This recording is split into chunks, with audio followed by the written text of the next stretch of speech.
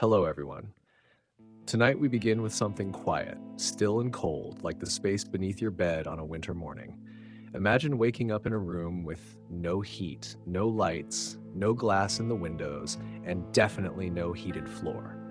Just frost-dusted wood, the scratchy breath of wind sneaking in through every crevice, and the distant crow of a rooster already yelling at the darkness.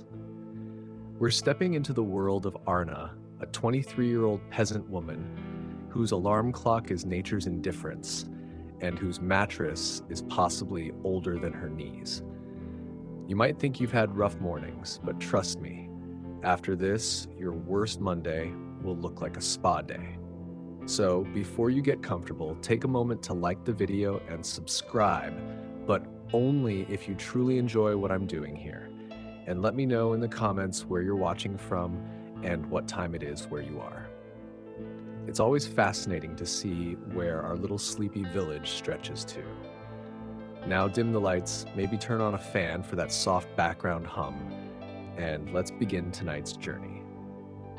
It begins before the sun. Not just early, prehistorically early. Arna opens her eyes to the dim, smoky haze of a half-dead hearth and the sharp chill that settled into her bones like a squatter. She's not sure what time it is because time is a luxury. What she does know is that it's cold. Not grab a sweater cold. More like consider hibernation cold. She lies still, hoping her blanket, an itchy patchwork of sadness and goat hair, might magically turn warm. It doesn't. The damp straw mattress under her doesn't help either. Every lump in it remembers the shape of her from yesterday, and none of them were comfortable. There's no pillow, just her arm curled beneath her head like it's auditioning to be a brick. Around her, shadows drift across the hut. Slow, quiet figures bundled in cloaks, huddled in corners, or pressed against the walls like furniture.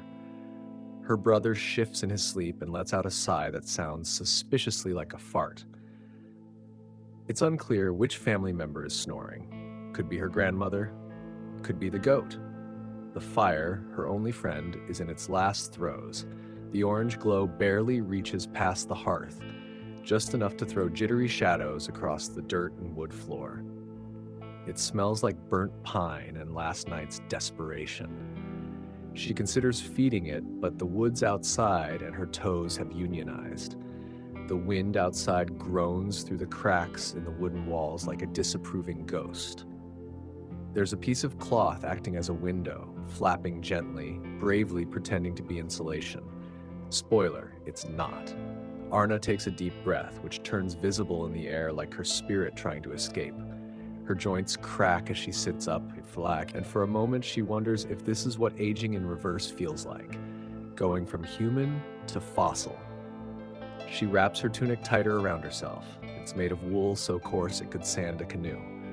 The color was once something, maybe gray, maybe brown. Now it's a patchy blur of laundry regret. Her shoes sit by the door, still caked in yesterday's mud.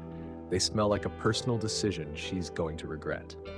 She slips them on anyway. As she stands, her knees voice their dissent. It's less of a pop and more of a wheeze, like an old accordion giving up. She limps toward the door, avoiding a patch of floor where the planks have warped into a tiny hill.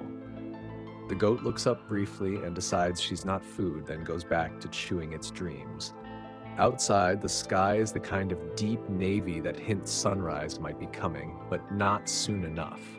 The village is quiet, too quiet, except for that rooster again, screeching like he's got stock in human misery. Her first task isn't coffee or checking Instagram, it's survival. She grabs a dented metal bucket and steps into the morning. The air bites, literally. It has teeth. It nips at her fingers, her cheeks, her thoughts. Her breath fogs instantly, puffing out in little clouds of why am I awake? The mud outside the hut hasn't frozen completely. Instead, it has settled into that perfect medieval consistency of ankle-deep glue. With each step, she's playing a game of will the shoe stay on? Spoiler, not always. Somewhere nearby, a chicken squawks like it's witnessed a crime. A pig grunts in confusion. The animals are awake, which means it's officially too late to pretend this was all just a weird dream. The sun is nowhere. The light she does see comes from other huts, tiny flames flickering behind flapping animal hides and shuttered cracks. Everyone's getting up. No one's happy about it. Arna doesn't sigh. She's learned that wasting breath on complaints just makes your face colder. And that's how the day begins. Not with hope, or music, or even a full belly. Just cold feet, stiff knees, and the certainty that it will get harder before it gets any better. This is only the beginning. Arna's second breath of the day isn't much better than the first. It's still sharp, still cold, and still not caffeinated. She steps carefully down the uneven wooden stoop outside her hut. The wood groans beneath her feet like it's just as unhappy to be awake as she is. One misstep, and she could easily slip into the patch of icy mud waiting at the bottom, a delightful little trap laid by yesterday's weather. Her toes curl inside her shoes, trying in vain to find warmth. That won't happen. The leather is thin, cracked, and soaked through. She might as well be walking barefoot through a frozen swamp with emotional baggage. She trudges toward the animal pens. The wind cuts across the field like a knife made of regret. Her breath continues to puff out in clouds, drifting off toward the trees like little ghosts of better mornings. The pens, made of wood that was probably considered temporary 10 years ago, are leaning at odd angles. Arna gives the gate a gentle nudge. It creaks open reluctantly, like it's been personally offended. The animals are alive. That's good. Alive means they didn't freeze, wander off, or drop dead from one of the 10,000 mystery illnesses livestock enjoy collecting during the colder months. The chickens huddle together in a mass of feathers and judgment. They glare at her like this whole weather situation is her fault. The goat, Grubble, is already pacing. Grubble is always pacing. He's not very bright, but he's enthusiastic. Arna pulls open the feed sack, which is more patch than sack at this point, and begins the slow ritual of feeding her tiny herd. She pours out grain for the chickens and tosses a bundle of hay into the goat's pen. He tries to climb the fence in appreciation, but mostly just succeeds in falling over and looking offended. Next comes the worst part: cleaning. Overnight, the animals have been busy producing what can only be described as biological sabotage. The floor of the pen is a textured horror show of straw, mud, and things that should never be named. She grabs a shovel, wobbly, splintered, and possibly held together by willpower, and starts the process of scooping, scraping, and muttering curses under her breath. There is no sanitation crew. There is no hose, there's just her, the shovel, and the creeping feeling that she's already losing sensation in her fingers. Her gloves, if they can be called that, are made of old cloth wrapped around her hands. They're soaked through within minutes, offering all the protection of a wet napkin in a snowstorm. The smell is vivid. It rises like a beast from the earth, wraps around her like a second skin, and refuses to be ignored. She's used to it. Sort of, mostly. Okay, no, she just endures it like one endures a sibling's flute recital, with grim determination and occasional internal screaming. By the time the pens are reasonably clear, her arms ache and her back is already staging a quiet protest. She leans against the gate and looks out over the rest of the village. Thin trails of smoke rise from other huts, curling into the gray morning sky. People are moving, just barely. Figures shuffle from doorways, dragging buckets or shouldering tools. It's like watching a parade of the chronically under-rested. Arna heads back to the hut. The cold has followed her like a needy cat. She steps inside and breathes in the familiar scent of smoke, damp wool, and boiled something. Breakfast, if you can call it that, is being prepared. Her grandmother is hunched over the hearth, stirring a pot with the same expression one uses when poking a suspicious puddle. The contents of the pot are beige. That's the most polite thing you can say about it. It's a kind of porridge or soup or gruel, some ancient ancestor of sadness that has simmered on low heat since the last harvest. Bits of grain, maybe a chunk of turnip, float in it like shipwreck survivors. Her younger brother is already sitting cross-legged near the hearth, holding a wooden bowl and pretending it smells better than it does. He doesn't look convinced. Arna takes her portion and sits beside him. The bowl is warm. That alone makes it precious. She dips her spoon into the mush and lifts it to her mouth. It tastes like boiled memories and faint hope. She swallows. It's enough to keep her from passing out in the next hour, and that's about the best one can hope for. There's bread too, a heel of something so dense it could serve as emergency building material. She cracks it against the edge of the bowl, not out of frustration, but necessity. If she doesn't soften it in the soup, she risks losing a tooth. And medieval dentistry? Let's just say you don't want to go there. There is no meat. There's never meat. Not unless someone's pig dies unexpectedly or the Lord throws a feast and lets the scraps fall. Cheese is a luxury. Eggs are rare. The only consistent source of protein in Arna's life is disappointment. But this is breakfast. It may be humble, it may be terrible, but it is fuel. Arna eats quickly. There's no lingering, no morning chat, no clinking glasses or sipping coffee.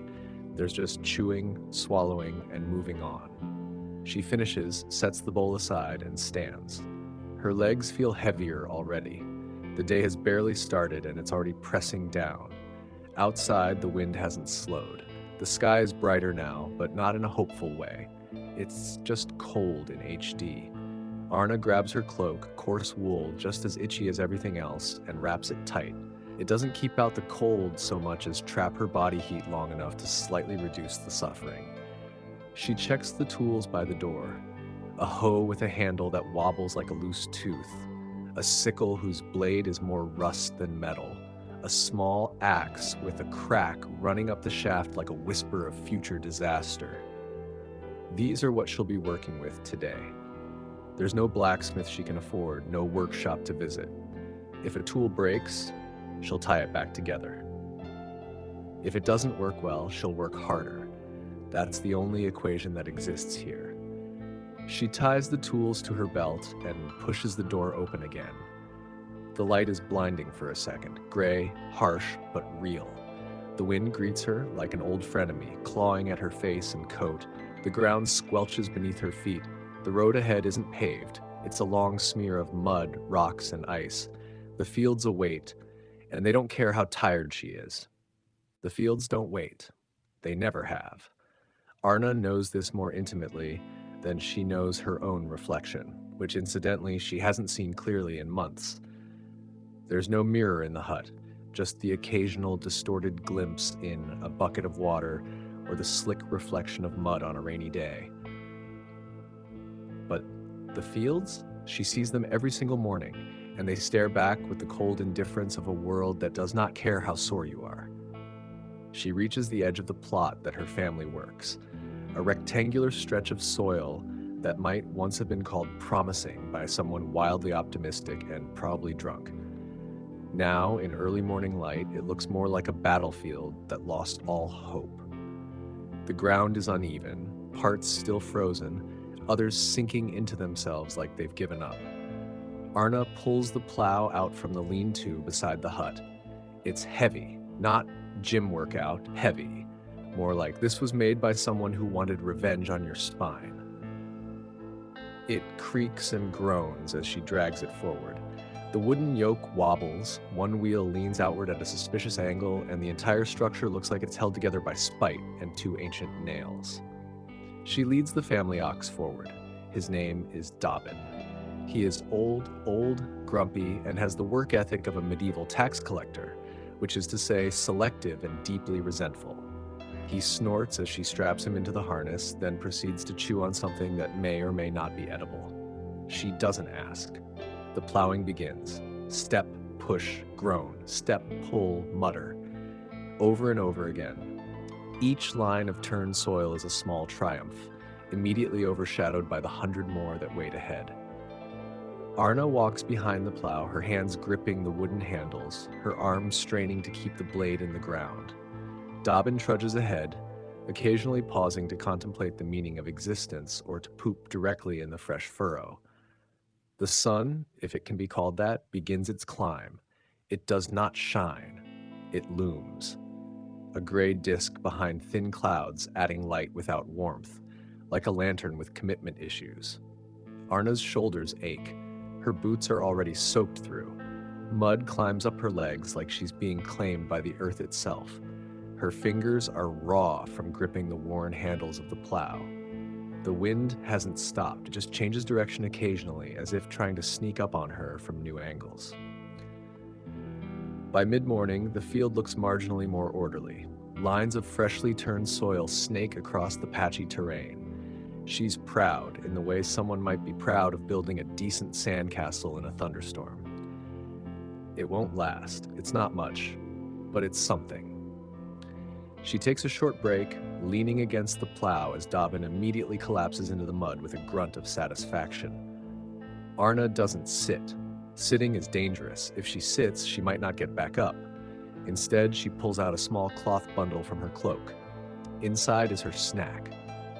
A chunk of bread, yesterday's end piece, now fully transformed into a medieval throwing weapon, and a sliver of hard cheese, dry enough to count as a mineral. It's not much, it's barely food, but it's calories, and calories are currency. She eats slowly, chewing carefully, trying to soften the bread with the warmth of her mouth. It doesn't work, but she keeps chewing anyway. She washes it down with a sip of thin beer from a tin flask. Water isn't safe. Beer isn't delicious, but at least it won't give her dysentery. Everyone drinks it, kids included. It's not about getting drunk, it's about not dying. As she eats, she watches the horizon. Other peasants are out now, hunched figures moving like shadows across the fields. No one waves, there's no time for socializing. Everyone is busy trying not to starve. She finishes her bread and returns to work. This time it's planting. Seeds, barley mostly, kept in a linen pouch at her side. She scatters them as she walks, rhythmic, careful. If the spacing is off, the crops won't grow. If they don't grow, her family won't eat. There's no backup plan, no second chance. The ground is uncooperative. It clumps, clogs, resists. She kneels to press the seeds into the earth by hand, pushing them down with her fingers, dirt cramming under her nails. Her knees sink into the mud. Her cloak drags behind her, already soaked and heavy. By noon, the light is stronger, but not warmer. The wind has picked up again. Dobbin has decided to take a nap standing up. Arna continues. There's always more to do. Weeding, repairing the fence that the goats tried to eat last week, clearing stones that have mysteriously appeared in the same patch she cleared 2 days ago. The land seems to regenerate rocks like a self-sabotaging ecosystem. Her tools are barely functional. The hoe has a split in its handle. The sickle is so dull it might legally be a spoon. But there's no replacing them. She doesn't own metal. She doesn't even know anyone who does. Everything is borrowed, bartered, or handed down until it disintegrates. Eventually, she stands again and stretches. Her back cracks, her fingers are numb. She's layered in cold sweat and mud, which is probably freezing on her skin as she moves. The air feels sharper now, like it's waiting for an excuse to snow. Still, she keeps going. There's firewood to gather, a roof patch to check, a dozen tiny tasks that aren't written down anywhere but live in the back of her brain like a constant nagging to-do list. Nothing is finished. Everything is maintained. Survival is a series of incomplete jobs strung together by effort and luck. As afternoon drags toward evening, the shadows grow longer and the cold returns like an unwelcome dinner guest. Arna collects the tools, coaxes Dobbin out of his trance, and begins the slow walk home. There's no triumph, no applause, just the soft squish of her footsteps and the knowledge that tomorrow she'll do it all again. Because the fields don't wait, and neither can she. By the time Arna makes it back to the hut, the sun is beginning its descent. Slow, cold, and entirely unimpressed. The sky shifts from dull gray to a sickly amber, casting long shadows across the fields like nature's way of saying, "Wrap it up." Her boots are heavy with mud, her shoulders tight from the plow, and her fingers stiff from gripping tools that haven't been sharp since her grandmother was young. She reaches the door, opens it with a creak that somehow sounds more dramatic when you're exhausted, and steps inside. Um, the inside of the hut isn't warm. It's less cold than outside, which technically counts as improvement. The fire has been rekindled into a low flicker. Someone, probably her grandmother, has thrown on a few sticks and muttered enough threats at it to make it behave. The scent of wood smoke mingles with the lingering odor of damp wool, turnip stew, and old straw. There's no time to rest. Arna drops the tools in the corner, careful not to stack them too close together. Last time the sickle fell and nearly claimed her toe. She shrugs off her cloak, which now weighs about as much as a small sheep, and hangs it on a peg near the hearth. Water drips from its hem. One more reminder that medieval fashion doesn't care about your feelings. The hut is stirring. Her younger brother is trying to fix a broken basket. He's mostly tangling twine and pretending not to notice it's getting worse. Her grandmother is hunched over the fire again, stirring something in the pot that smells vaguely edible. Grubble, the goat, is chewing on what used to be the broom. Arna walks over and gently shoves the goat with her knee. He stumbles back a step, offended, then resumes chewing on something else with equal enthusiasm. Dinner is served, and by served, we mean ladled into wooden bowls with no ceremony, no garnish, and definitely no Instagram potential. It's the same stew from this morning, slightly thicker, slightly sadder. It's changed color in a way that suggests either seasoning or an identity crisis. Arna accepts her portion and sits on the ground near the fire, legs crossed, bowl in hand. There is no table, no chairs. The hut is too small for furniture that isn't essential. People eat where they sit, talk when they have energy, and sleep where they drop. Conversation is minimal, mostly grunts of acknowledgement or the occasional comment about how many of the chickens survived the day. The food is hot. That's its only selling point. It coats the stomach and delays hunger. It's not comforting, just consistent. Arna chews slowly, staring at the fire as the orange light flickers against the smoke-darkened walls. Her brother slurps beside her. The goat lets out a sudden, long sneeze from across the room. Everyone ignores it. When the bowls are empty, they're stacked in the corner for cleaning. Not tonight. Tonight, there's no soap, no energy, and not enough clean water. Tomorrow will have to do. Then comes the fire. Maintaining the hearth is not optional. In this world, the fire is life, not poetic life, not metaphorical warmth, literal survival. Without it, the cold creeps in faster than gossip at a village market. So Arna kneels by the hearth and begins feeding it. Bits of dry twigs, the last splinters of a split log, whatever hasn't been soaked by the snow outside. The flames rise reluctantly, like a teenager being asked to do chores. Smoke curls upwards, searching for escape. The hut has no chimney, just a few gaps in the roof that the smoke politely ignores. It hovers at head height, creating a general ambiance of light coughing and burning eyes. Her grandmother hums softly as she ties a bundle of dried herbs. Not for flavor is aspirational, but to hang by the ceiling to keep away whatever spirits or rodents may be lurking. Arna isn't sure it works, but it smells nicer than goat. Outside, the wind howls again. It rattles the wooden shutters like a persistent salesman and leaks in through every joint. Cold air creeps across the floor. Arna pulls her blanket tighter around her shoulders. It smells like smoke, old sweat, and 10 winters ago. But it's warmish. And that's enough. The night deepens. The fire crackles. The family begins to settle into their respective corners. There are no bedrooms, just space. Claimed early and fiercely. Arna rolls out her straw mat again, fluffs the least pokey part, and spreads her blanket. She lies down, staring up at the dark beams above, listening to the symphony of creaks, snores, and occasional clucks. The goat settles in, uninvited, near her feet. She doesn't kick him away. He's warm, and warmth is worth more than pride right now. Sleep is not instant. Her back aches. Her hands still tingle from the cold.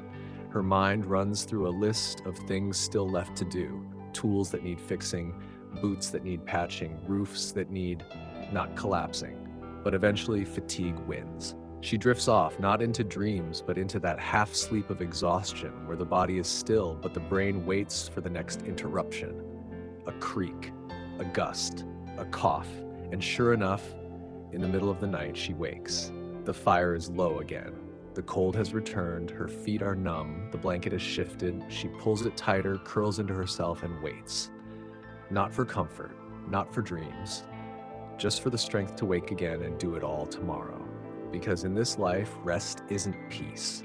It's just a pause between struggles. Morning comes not as a sunrise, but as a slow betrayal of darkness. A hint of pale light begins to creep through the frayed edge of the cloth that acts as a window, illuminating the smoky haze that still lingers in the hut like a guest who refuses to leave. It's not dramatic, it's not inspiring. It just is. Another day. Arna stirs before her eyes even open. Her body is already informing her of everything that hurts, which is, if we're being scientific, everything. Her arms ache from the plow. Her legs throb from the crouching. Her back feels like it was used as a test site for medieval ergonomics, which is to say, no thank you. She opens her eyes to the familiar low ceiling and the flickering glow of a fire that is now more ash than flame. The coals still hold some heat, but they're fading fast. She pulls the blanket tighter for a few stolen moments of warmth.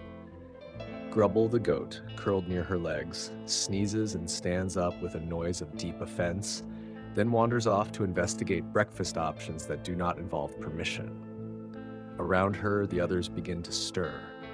Her younger brother sits up, rubs his eyes, and then immediately begins coughing from the smoke in the air. Their grandmother is already moving, slow but determined, reaching for a pot that holds water left near the fire to stay just above freezing. The ritual of waking isn't gentle, it's functional. There's no time to lie in bed and stretch. That's a luxury reserved for the nobility or the dead. Arna sits up, swings her feet onto the floor, and winces as they touch the cold boards. Her shoes are still wet. Of course they are. She shuffles to the corner where they were set to dry, which in this climate means remain damp but closer to the fire. The same tunic from yesterday is waiting. She pulls it on with practiced efficiency.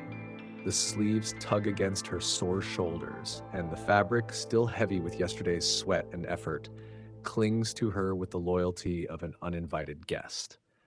Her cloak goes on next, still carrying a crust of mud at the hem, and a suspicious smell she's stopped questioning. The fire needs attention. She kneels beside it and begins adding the driest kindling they have left, which isn't much. Twigs, bark, some shavings from a broken stool leg. She coaxes it back to life with gentle blows and muttered encouragements. The flames respond grudgingly. Breakfast is already underway, and by underway we mean someone is poking yesterday's porridge until it remembers how to boil. Arna takes her bowl and waits. There is no excitement here, no variety, just the dependable consistency of again.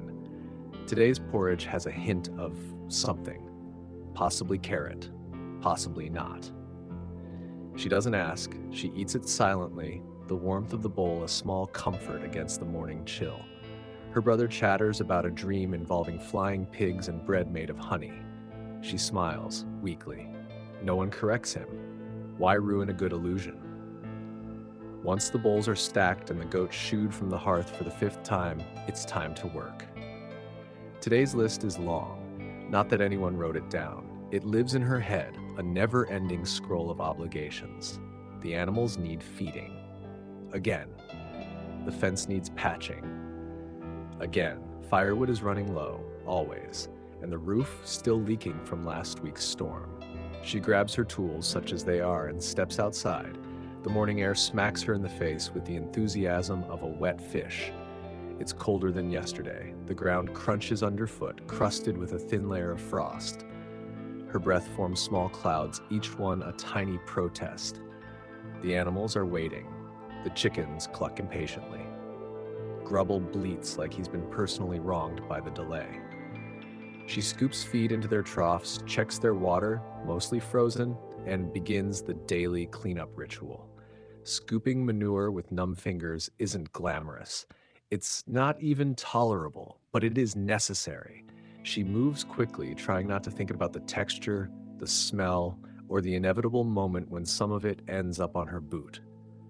Again. Once the pens are cleaned and the animals are briefly satisfied, she turns to the firewood situation. The pile is low, dangerously low. It'll barely last another night, which means a trip to the woods. She shoulders an axe. It's dull but functional. The head is chipped, the handle splintered, and there's a crack near the top that makes her nervous every time she swings it. Still, it's better than nothing. Barely. The path to the forest isn't far, but it's muddy, frozen, and filled with surprises. She walks carefully, avoiding patches where her foot might disappear into last week's snowmelt. The trees loom ahead, skeletal and silent, the kind of silence that carries weight. Like the forest is waiting to see if you'll be respectful or stupid. She chooses fallen branches first. It's easier, quieter, and safer. Anything dry enough to burn gets added to her growing bundle. Eventually, she needs to chop. She selects a dead trunk, tests it, then raises the axe. The first swing is a thud. The second bites. The third jars her entire body. She keeps going. Each strike is an argument with nature. Wood chips fly. Her arms protest, her back joins the chorus. Eventually, the tree yields. It falls with a crash, muffled by snow and mud. She cuts it into manageable lengths, ties them with rope, and hoists the bundle onto her shoulders. The walk back is slower. The weight digs into her spine. The rope rubs her neck raw. But the firewood is worth it. Fire means warmth. Fire means food. Fire means survival. By the time she returns to the hut, her legs are trembling. She drops the bundle beside the door and stretches her shoulders with a groan that might be mistaken for medieval opera. Inside, her grandmother is muttering about a leak in the roof that started again. Her brother is trying to mend his torn sock with a needle the size of a dagger.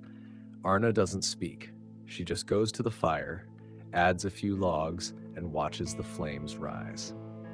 The day is far from over. There's still the fence to mend, the tools to clean, dinner to prepare, and after that, more firewood to split.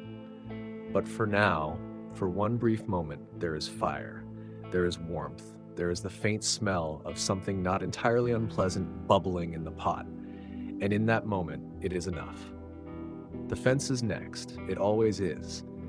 A good fence in Arna's world is like a good night's sleep in ours. Rare, fragile, and deeply underappreciated. But unlike sleep, you can't ignore a broken fence. Not unless you enjoy chasing pigs through someone else's cabbage patch or explaining to a neighbor why their goat is now your goat's emotional support animal. Arna picks up the repair kit. That sounds impressive. It's not. It's a bundle of rope, 3 bent nails, a wooden mallet that's seen better centuries, and a handful of sharp words. The planks needing replacement have been shuffled around so many times that they now carry a sense of existential crisis, unsure of whether they are a fence, firewood, or simply disappointment in a rectangular shape. She steps outside. The sun is still out, but it's doing that winter thing where it hangs low in the sky like it's considering retirement. Shadows stretch across the field like lazy cats, and the wind picks up again, pushing her cloak against her legs like it's trying to trip her. The broken section of the fence greets her like an old friend that always needs money. One plank is cracked completely in half, another has rotted away, and a third is leaning so far over it might be auditioning for modern art. Arna sighs, sets down the tools, and gets to work. She starts with the worst offender, the leaning one. She pushes it upright, jams a rock against the base, then ties it to its neighbor with a piece of rope so frayed it could be classified as a dust collection device. It holds. Barely. That's all she needs. The cracked plank is next. She replaces it with a piece of wood from the pile near the hut. It doesn't match. It doesn't matter. Function beats fashion when your main predator is a particularly ambitious pig. She pounds in the nails with the mallet. Every strike is an echo of frustration, effort, and the kind of strength that comes from knowing if she doesn't do it, no one will. One nail bends halfway through. She mutters under her breath and keeps going. By the time the repair is done, her hands are blistered again. She flexes her fingers, winces, and wipes sweat from her brow with a sleeve already soaked from earlier work. There's no applause, no one's watching. The fence is fixed. The day moves on. She turns back toward the hut and sees her brother attempting to chase Grubble away from the firewood pile. The goat, determined as ever, has chewed through half a log and is now attempting to eat the rope binding it. Arna whistles sharply. Grubble freezes, stares at her with the eyes of a creature who knows he's wrong but will never admit it, and trots off, unrepentant. Inside, the hut has grown darker. The sun's retreat casts the interior into shadow, lit only by the hearth's gentle flicker. Her grandmother is seated near the fire, a piece of cloth in her lap, darning a hole with fingers as thin as the thread she pulls. Her brother has managed to untangle the sock and is now using it as a puppet. He provides commentary. The sock appears to have a deep emotional arc. Arna enters, drops the tools in their corner, and crouches by the hearth. The warmth hits her like a hug from someone she didn't know she missed. She stretches her fingers toward the flames. The fire crackles, almost approvingly. Dinner tonight is slightly more involved. There's cabbage. It's not fresh, nothing is, but it's still recognizably cabbage, which is a win. Arna chops it with a knife so dull it might actually be safer to just yell at the cabbage until it falls apart. She adds it to the pot, along with a handful of barley and something from a jar that might be dried onion or might be disappointment flakes. The stew begins to simmer. The scent fills the hut. It's not pleasant exactly, but it's familiar, like the smell of old books or wet wool, comforting because it's constant.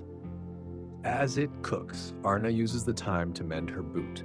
A hole near the toe has grown larger, and now her sock, or what's left of it, pokes out like a white flag. She uses a needle and thread to patch it, her fingers moving with the tired precision of someone who's done this 100 times. They eat when it's ready. The bowl is warm in her hands. The stew is hot and thick, with a texture that implies nutritional intent, if not delivery. They eat quietly, each focused on their own thoughts. The only sounds are the crackle of firewood, the soft clink of wooden spoons against wooden bowls, and Grubble chewing something he absolutely should not be chewing. After dinner, the bowls are rinsed with a bit of warm water from the pot and stacked again. Arna puts more wood on the fire. It's burning faster than usual. She makes a mental note, more chopping tomorrow. Of course. Night settles in fully now. The darkness outside is total, deep, and full of rustling noises no one wants to investigate. Arna sits beside the fire and massages her hands, feeling every bruise and blister earned throughout the day. Her back protests as she leans forward. Her legs throb, her eyes sting with smoke and fatigue. There's no such thing as evening entertainment. No books, no music, no time. The evening is a slow descent into sleep, one task at a time. Her brother lies down near the hearth, curled like a kitten under a scrap of blanket. Her grandmother settles into her usual spot with a grunt and a prayer. Arna rolls out her mat, adjusts the straw to avoid the worst lumps, and lies down. The blanket goes over her, thin but heavy. Grubble nestles near her feet again. She doesn't complain. She watches the fire flicker against the wall. The shadows dance like they have stories to tell, but she's too tired to listen. Tomorrow will be the same. Not exactly the same, but close enough. There will be mud and work and goats with boundary issues. There will be stew and splinters and maybe, if she's lucky, a moment by the fire where she can feel her fingers again. But that's for later. For now, Arna closes her eyes, and the hut falls into quiet. The sound that wakes Arna isn't the rooster this time. It's the wind, or rather, the wind's newest performance. an off-key symphony of creaking boards, rattling shutters, and that occasional whistling note that sounds like someone trying to play a flute with their nose. It snakes through the gaps in the wall, finds every crack in the roof, and reminds the entire hut that insulation is a 21st century fantasy. She opens her eyes to near total darkness, interrupted only by the faint orange glow of coals in the hearth and the reflective gleam of Grubble's eyes in the corner. He's awake. He's chewing something. It might be the hem of her cloak. She'll deal with it later. The rest of the room is still, bodies curled under blankets, breaths slow and steady. She doesn't move immediately. Her body is sore in that quiet, threatening way that says, "Get up now, or we're going to start negotiating basic motor function." She sits up. Her head bumps the low beam above her. Again, she rubs the spot, mutters a word that's probably not historically accurate, and swings her legs onto the cold floor. The boards greet her like a handshake from a glacier. There's no clock, of course, but she knows it's early. Too early, but not early enough to justify crawling back under the covers. The fire needs tending. The animals need feeding. The roof still leaks. And Winter does not care if your joints feel like they've been cursed by a sleep-deprived wizard. She throws on her cloak, now featuring a new hole chewed directly through the lower corner. Grubble watches her innocently. She glares. He blinks. A standoff with no winner. Outside, the storm has left its calling card. Everything is wet, colder, and somehow louder. Rainwater has pooled beside the hut, forming a small moat that offers no tactical advantage. The mud is deeper today, stickier, slipperier, and filled with the squelching sound of inevitability. Her first task is to check the firewood. She steps outside and immediately regrets not stuffing straw into her shoes again. Her feet sink into the mud like they're being welcomed home by something with a fondness for ankles. The firewood pile is wet. She stares at it for a moment, as if this might change the reality. It doesn't. The top layer is soaked through, and even the logs underneath feel more sponge than timber. She grabs the driest pieces she can find, by which we mean less damp than the others, and hauls them inside. Starting a fire with damp wood is an art form, one she never wanted to master. She arranges the logs, adds some kindling from the emergency stash hidden under the floorboards, and begins coaxing the flames to life.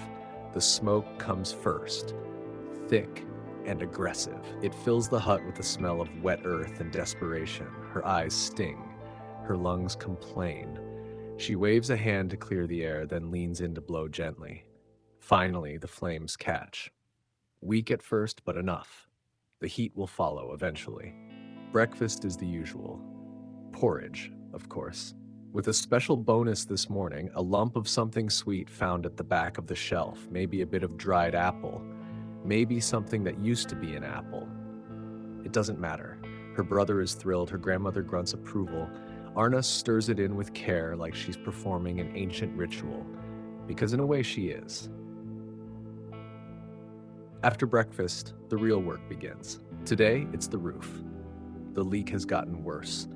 A steady drip near the hearth has carved a small crater in the dirt floor. The thatch above is sagging. The last repair, twine, prayer, and a repurposed tunic has failed. Arna climbs up onto the roof with the determination of someone who is about to do something incredibly unpleasant, because no one else will. The ladder is shaky. The roof is shakier. The wind is not helping. She moves slowly, placing each step like she's walking on a sleeping dragon. The thatch shifts under her weight. She kneels near the leak, examines the damage, and pulls out her supplies. Fresh reeds, a length of twine, a bent needle, and a level of optimism that would make a cat suspicious. She works steadily, fingers stiff from cold and damp, weaving new thatch into the old like she's braiding the hair of a particularly uncooperative giant. The wind howls. Her cloak flaps around her like a very unhelpful bird. Below, her brother watches from the ground, offering advice that is neither needed nor helpful. "That part looks worse," he says, pointing to the exact part she's sitting on. "Thank you," she replies flatly. Truly enlightening. By midday, the leak is, if not fixed, at least intimidated into silence. Arna climbs down with a sigh that starts in her boots and ends in her shoulders. She stretches. Everything pops. That can't be good. Back on solid ground, she turns her attention to the side of the hut where a gutter made of split logs has fallen off completely. She reattaches it using wooden pegs and a level of determination that borders on vengeance. She's not proud of threatening an inanimate object, but it worked. The rest of the day blurs together in a haze of minor repairs and constant motion. She patches a hole in the chicken coop. She sharpens the sickle with a stone that's almost smooth from overuse. She pulls weeds from the edge of the cabbage patch, most of them frozen mid-rebellion.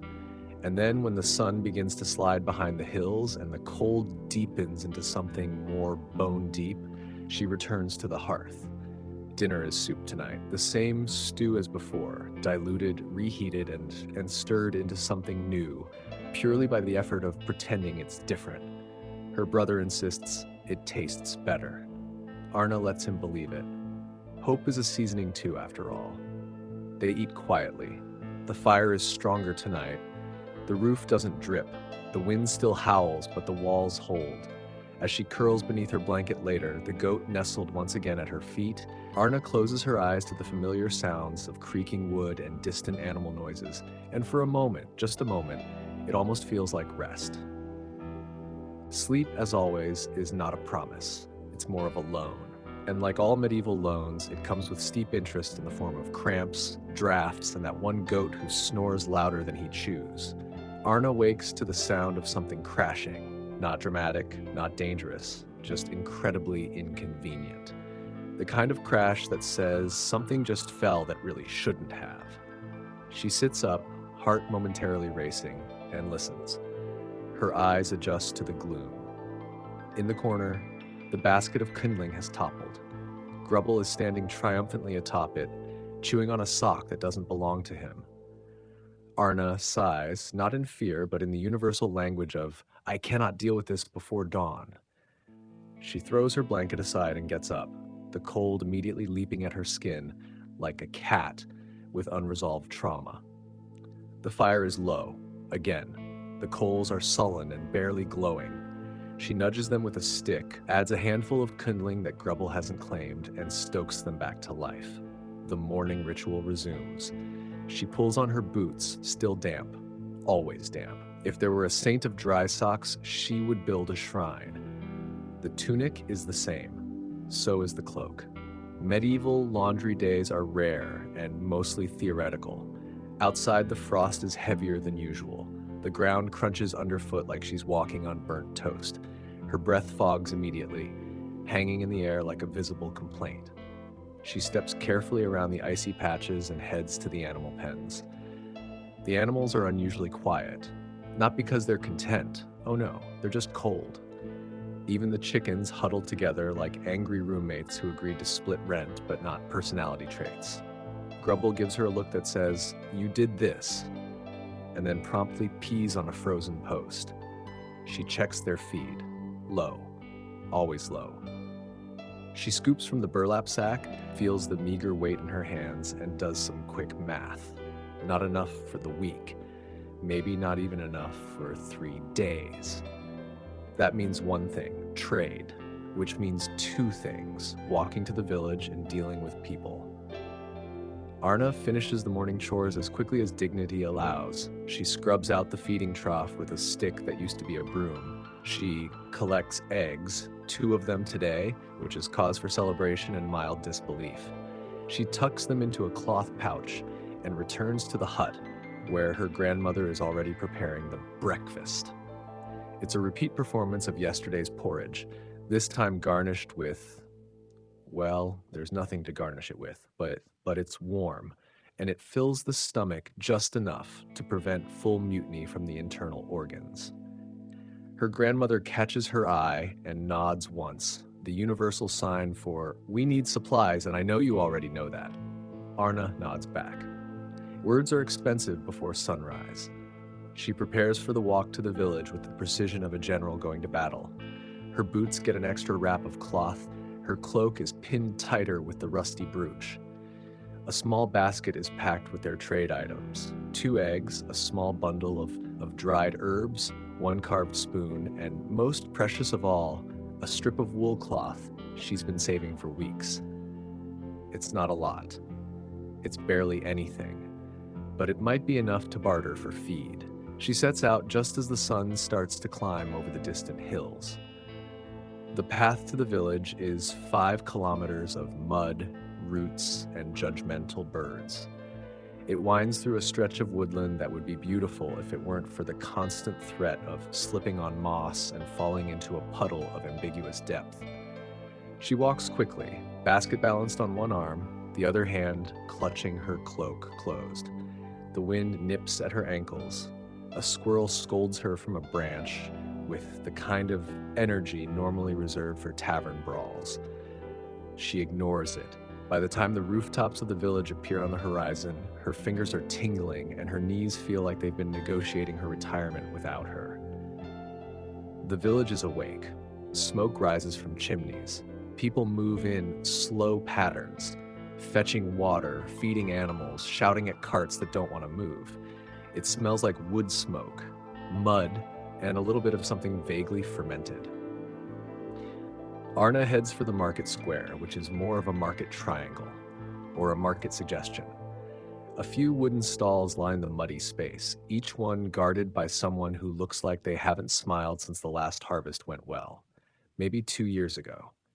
She approaches a stall with a woman she knows, Marta, a trader with an impressive nose for value and an even more impressive ability to detect weakness. "Morning," Arna says, setting down her basket. Marta eyes the contents with the sharpness of a hawk judging worm potential. She lifts the eggs, sniffs the herbs, and fingers the cloth with the kind of interest normally reserved for royalty examining a treaty. "Not much," Marta says flatly. "Didn't say it was," Arna replies. There's a pause. Then the bargaining begins. It's not loud, it's not dramatic, it's slow, quiet, firm. Arna offers, Marta counters. They both pretend not to care. Eventually they settle. A sack of feed, half full, and a small lump of lard. Arna accepts, not because it's fair, but because it's better than nothing. And in her world, that's often the best case scenario. She makes the return journey with the feed strapped across her back, the lard wrapped in cloth and tucked into her cloak. Her feet slip twice, her ankle twists once. She swears at a stump that clearly moved. When she arrives home, it's just past midday. She unloads the feed, gives the animals their share, and tucks the rest into the storage box with a sigh of near-religious relief. Grubble headbutts her in thanks, or hunger. It's hard to tell. Lunch is stew again, same pot, different hour. The lard adds a little richness, which makes her brother declare it the best meal he's ever had. Arna smiles, tired but faintly amused. He says that every time the stew is edible, the rest of the day is quieter. She chops more wood, mends her cloak where a thorn tore it, and sets traps for the mice that have discovered the grain box. Evening creeps in, the fire is fed, the roof doesn't leak, for now. And as night falls and Arna curls under her blanket, muscles sore, belly warm, and goat once again nibbling her sock, she allows herself a quiet moment of triumph. Not joy, not celebration, just survival. And sometimes that's enough. The morning fog rolls in like it's paying rent, thick, damp, and entirely uninterested in leaving.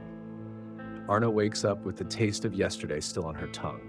Cold stew, dry air, and the faint memory of being headbutted by a goat in her sleep. Again, the fire has burned low. Her first instinct is to pull the blanket tighter, pretend she doesn't have to move, and imagine a parallel universe where mornings include pastries and soft lighting. That moment lasts exactly 4 seconds because the roof drips right on her forehead. She sits up with the speed of someone who's been personally betrayed by weather. The thatch patch held for a while, but now a new leak has formed precisely over her corner. Medieval roofing strategy, she thinks, is just controlled surrender. Her grandmother is already up. She's stirring the pot again, the same one that's seen more oats than an entire herd of horses. Today's porridge smells faintly of ash and something rooty. Her brother is still asleep, his face smushed into a pile of straw like he's been in a bar fight with gravity. Grubble is inside. Grubble is always inside now. He's managed to chew half the corner off a wooden stool and looks very proud of himself. Breakfast is brief. The porridge tastes like determination and mud with a hint of don't ask. Arna swallows quickly, her mind already sprinting through the day's list of things that refuse to wait.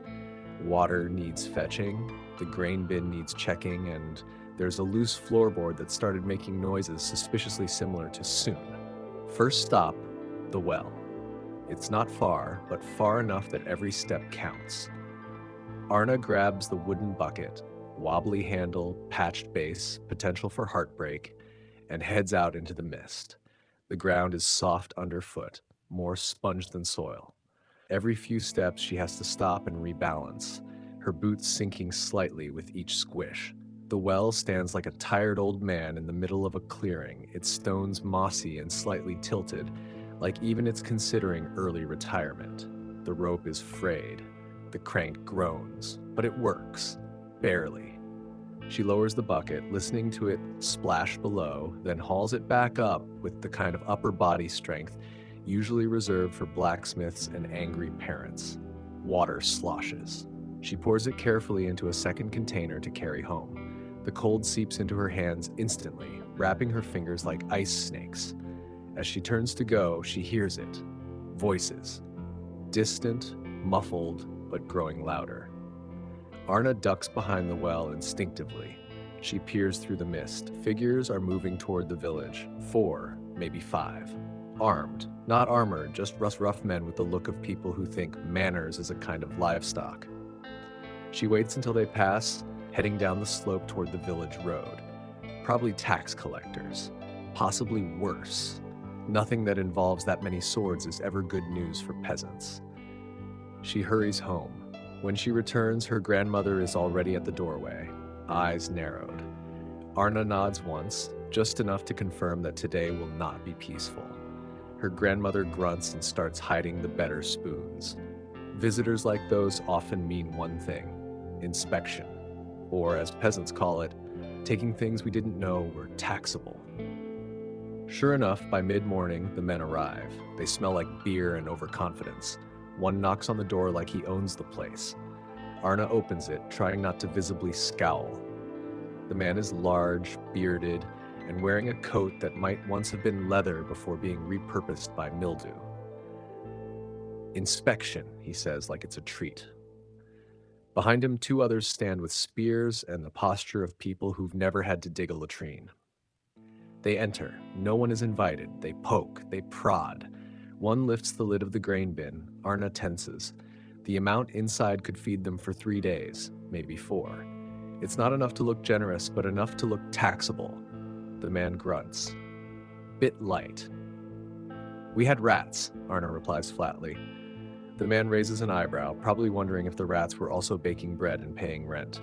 But he says nothing. One of the others picks up the carved spoon in the corner and twirls it like it's art. Arna's brother watches with wide eyes from behind the hearth. Grubble stares at the intruders like he's considering headbutting one purely out of civic duty. They leave without taking anything, which is both relief and warning. Next time, they might not be so easily unimpressed. The rest of the day is spent in recovery mode. The grain bin is quietly moved. The better boots are rehidden. Arna reinforces the latch on the door with a bit of twine and a lot of prayer. Her brother tries to cheer her up by showing her a stick shaped like a duck. It's oddly effective. She heads out to check the snares in the woods, not because she expects a rabbit, but because not checking feels like giving up. The walk is quiet, the fog finally lifting, revealing bare branches and the last remnants of autumn clinging to the underbrush. One snare has sprung. A rabbit. Small, scrawny, but real. She thanks the forest under her breath. It's not a feast, but it's meat. Real meat, the first in weeks.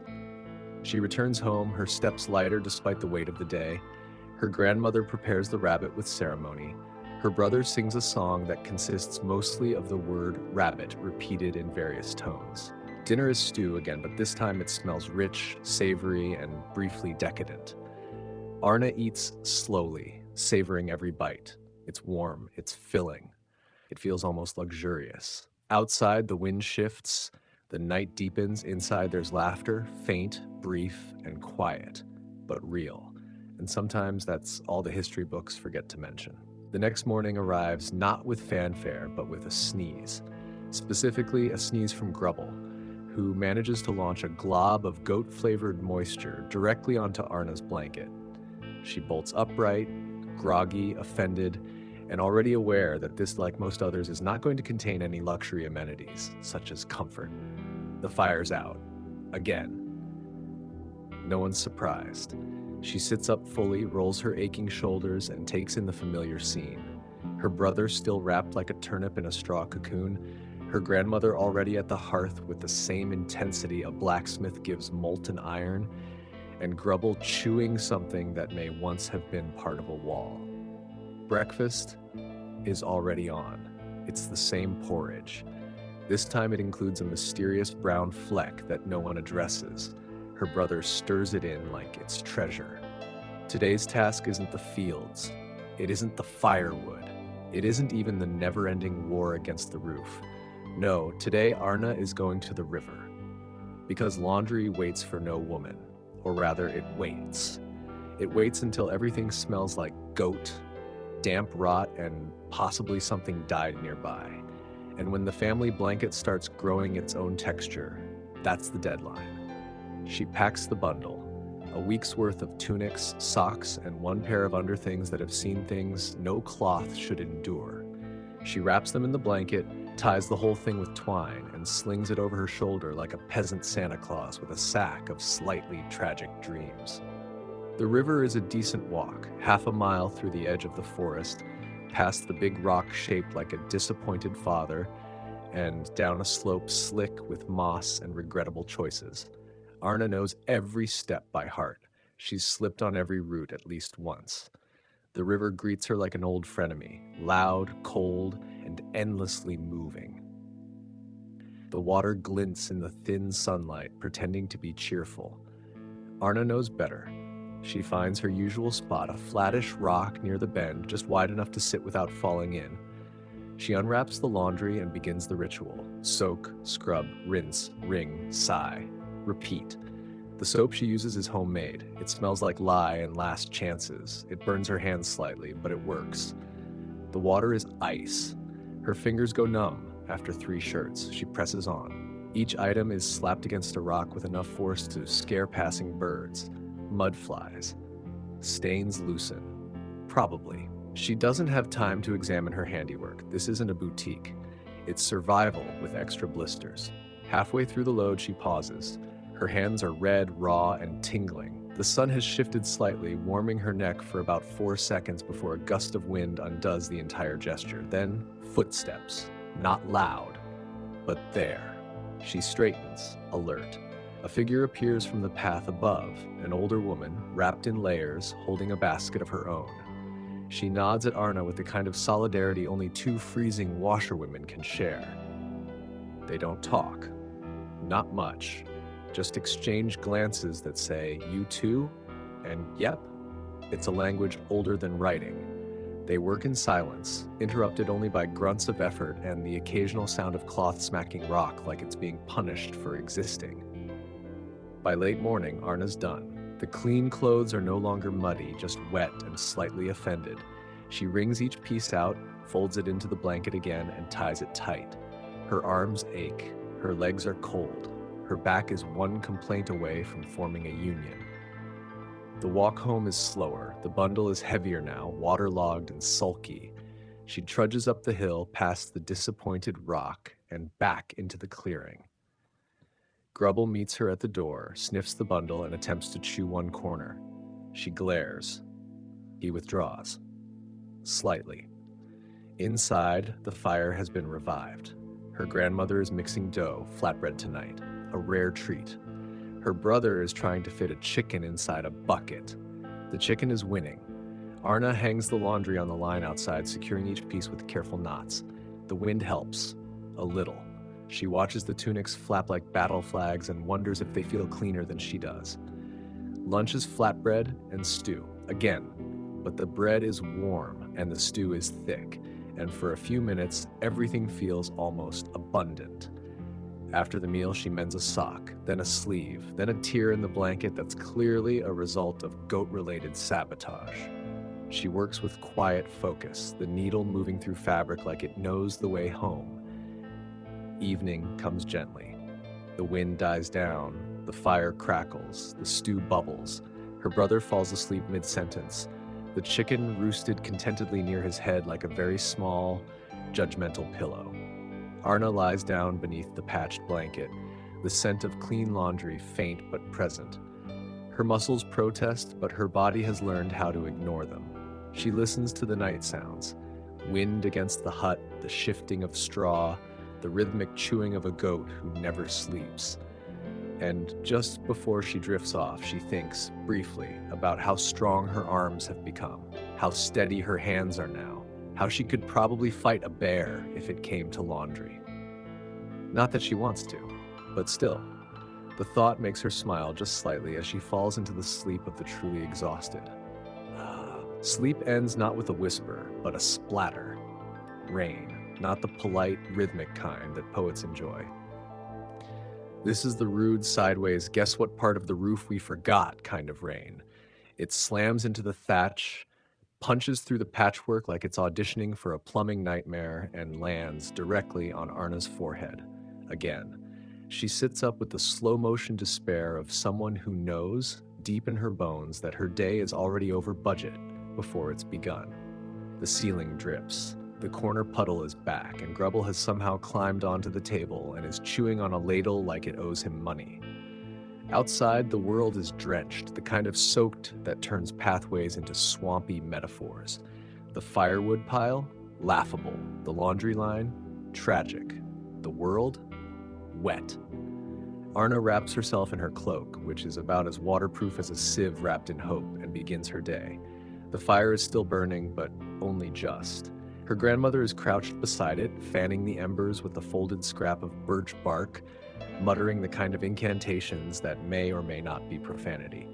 Her brother is trying to dry his socks by waving them near the flames, a strategy both ineffective and mildly flammable.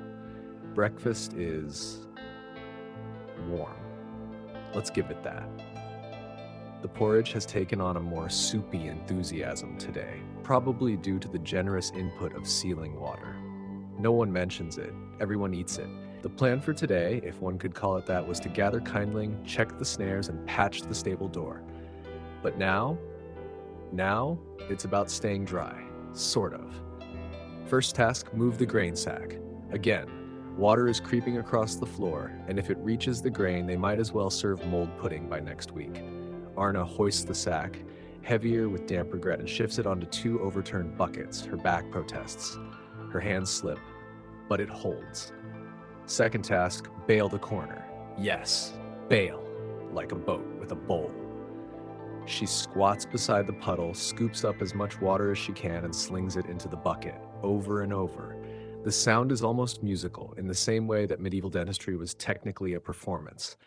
Outside, the rain keeps falling, the door rattles, the wind howls like a rejected opera singer. Then, a knock. She freezes. Visitors in this weather? Her grandmother looks up sharply. Her brother ducks behind the stool. Another knock. Arna opens the door a crack. It's Tomas.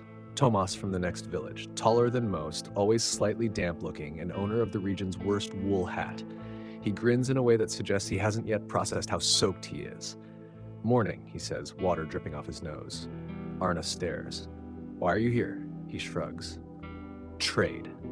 She steps aside. "Come in before you drown." He enters with a slosh. Behind him, his cart is visible, barely, covered in sacks of turnips and something that might be firewood, though it's hard to tell under the tarps. Tomas is a wandering trader of sorts, which is to say he wanders, and sometimes has things. Today he has salt, real salt, not the kind they scrape off pickled fish. Arna's eyes widen. They negotiate quietly while the rain batters the roof in rhythm. She offers a half jar of honey. He raises an eyebrow. She adds a strip of leather. He nods. Deal. They trade. Her grandmother watches with approval, so faint it almost counts as emotion. Her brother sneezes. Thomas stays long enough to dry his socks near the fire and say something borderline poetic about the smell of wet straw and destiny. Arna doesn't respond. She's too busy holding a pouch of salt like it's holy relic. When he leaves, the rain has lessened to a drizzle. Arna steps outside to watch his cart vanish into the fog. She breathes deep, earth, rain, and the faint whiff of goat. Then back to work. The stable door needs help. She grabs the tools, a rusted hinge, a bent nail, and enough determination to power a water wheel. The door is swollen from the rain. She leans into it, pushing with all the grace of a mule in a hallway. Eventually it closes, sort of. She props it with a stone and calls it success. By evening, the rain fades. The puddles remain. Dinner is a miracle. Stew, now with salt. Real salt. Her brother dances. Her grandmother closes her eyes while chewing, just for a second. Arna grins behind her bowl. It's still cold, still wet, still medieval. But for tonight, the roof mostly holds. The fire burns steady. And for once, the porridge isn't the worst thing she's tasted. As she curls into her blanket, with Grubble gently farting nearby, Arna thinks, maybe tomorrow won't be worse. Maybe. Dawn breaks gently. Not with sunshine, no, let's not get carried away, but with the soft gray glow of a sky that has finally run out of rain and is now just sulking. Arna wakes to the startling realization that nothing is leaking. Not the roof, not the walls, not even her brother's attempt at building a rain trap by the window, which failed spectacularly.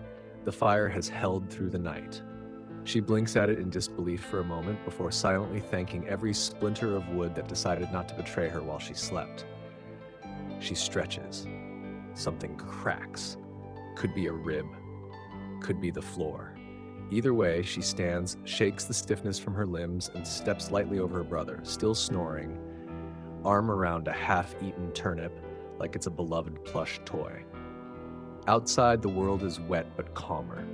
The air has that crisp, post-storm clarity that smells like fresh mud and second chances. The chickens are already scratching at the dirt, thrilled that the sky has stopped yelling. Even Grubble seems temporarily pleased with existence. He's chewing on a stick that may or may not be part of the broom. Arna doesn't intervene. Today feels possible, and that's suspicious. After a quick breakfast, yes, still porridge, though this time with a bit of crushed root for flair, Arna tackles the first task of the day, cleaning up storm damage. The fence has lost 2 more planks. The coop door is hanging by a single hinge, swinging dramatically in the breeze like it's auditioning for a medieval ghost story. The firewood cover has blown halfway into the cabbage patch. She starts with the coop. Nails, twine, a bit of muttering, and one well-placed knee. Done. The fence is trickier. The mud is still deep, sucking at her boots like it has personal issues. She plants new stakes, ties them off, and mentally apologizes to future Arna, who will definitely be dealing with this again by Thursday. Around midday, her brother emerges. He's wearing a tunic backwards and is holding what he claims is a new invention, a spoon tied to a stick for super long scooping. Arna nods solemnly and suggests he try it on the stew. He looks horrified. "That's for special stew," he says, "not regular stew." Speaking of stew, it's lunchtime, but today there's something extra. Arna opens the small storage jar. Dried herbs, just a pinch, just enough. She stirs them into the pot, watches the color deepen, and breathes in the smell of almost flavor. They eat together, quietly. Her grandmother nods once at the taste. Her brother declares it the best stew this week, which is technically accurate. After lunch, Arna sets off toward the far field. It's not planted. It's too late in the season for that, but something needs to be done with the ground. She's not sure what exactly, but letting it sit feels like tempting fate. She brings the hoe. It's heavier than it looks. The blade is chipped. The handle is splintery. But it's hers, and it works. The field is sodden. Every step sinks. Every swing of the hoe meets resistance, like the earth itself is saying, "Not today." But Arna keeps at it. She works row by row, not because it will change anything now, but because spring will come. Eventually. Hours pass, the clouds move on. The light turns golden for a brief, magical minute before giving up and going orange, then blue, then gone.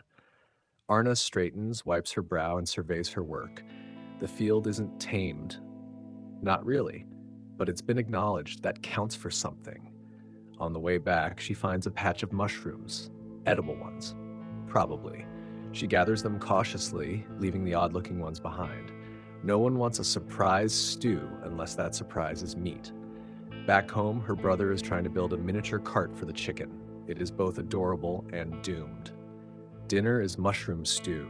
Grubble is very interested. The smell fills the hut, earthy, warm, almost luxurious. They eat slowly, savoring every bite. No one speaks much, there's no need. Later, as the fire burns low and the stars blink into view, Arna steps outside. The air is cold, but not cruel. The world is still wet, still worn, but resting. She looks up. For once, there are stars, clear, bright, and so far away they almost feel like a dream someone else is having.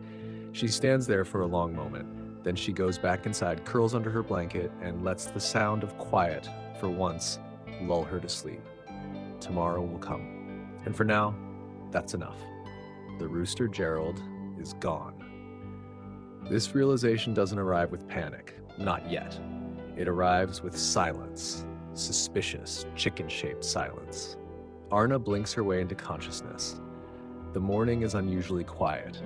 No crowing, no flapping, no distant shriek of a rooster locked in mortal combat with his own reflection. Just the soft rustle of her brother shifting in his sleep and the occasional sound of Grubble chewing something that definitely shouldn't be edible. She sits up slowly. The fire has burned low, casting a soft orange glow across the packed earth floor. Her grandmother is already awake, kneeling by the hearth with the kind of quiet intensity usually reserved for rituals or very serious porridge. Arna doesn't speak. She stands, stretches, hears three vertebrae protest. Her cloak smells like damp wool and ambition. Her boots go on with a squelch. She steps outside. The yard is coated in a light frost, the kind that makes everything look charming until you slip and fall on your aspirations. Chickens are awake, bobbing around like feathery question marks, all except Gerald. The rooster, normally perched on the fence post like he's about to declare war on the sunrise, is nowhere to be seen. Arna stares at the empty post for a long moment. Then she checks the coop. Inside. Hens, straw, an impressive collection of poop. But no Gerald. Now the panic arrives. Quiet, simmering, but definite. Gerald is more than just a rooster. He is a menace, a tyrant, a bird with a Napoleon complex and a beak sharp enough to peck through moral fiber. But he's their menace, and he doesn't just wander off, he storms off, loudly, with drama. This silence, this is unnatural.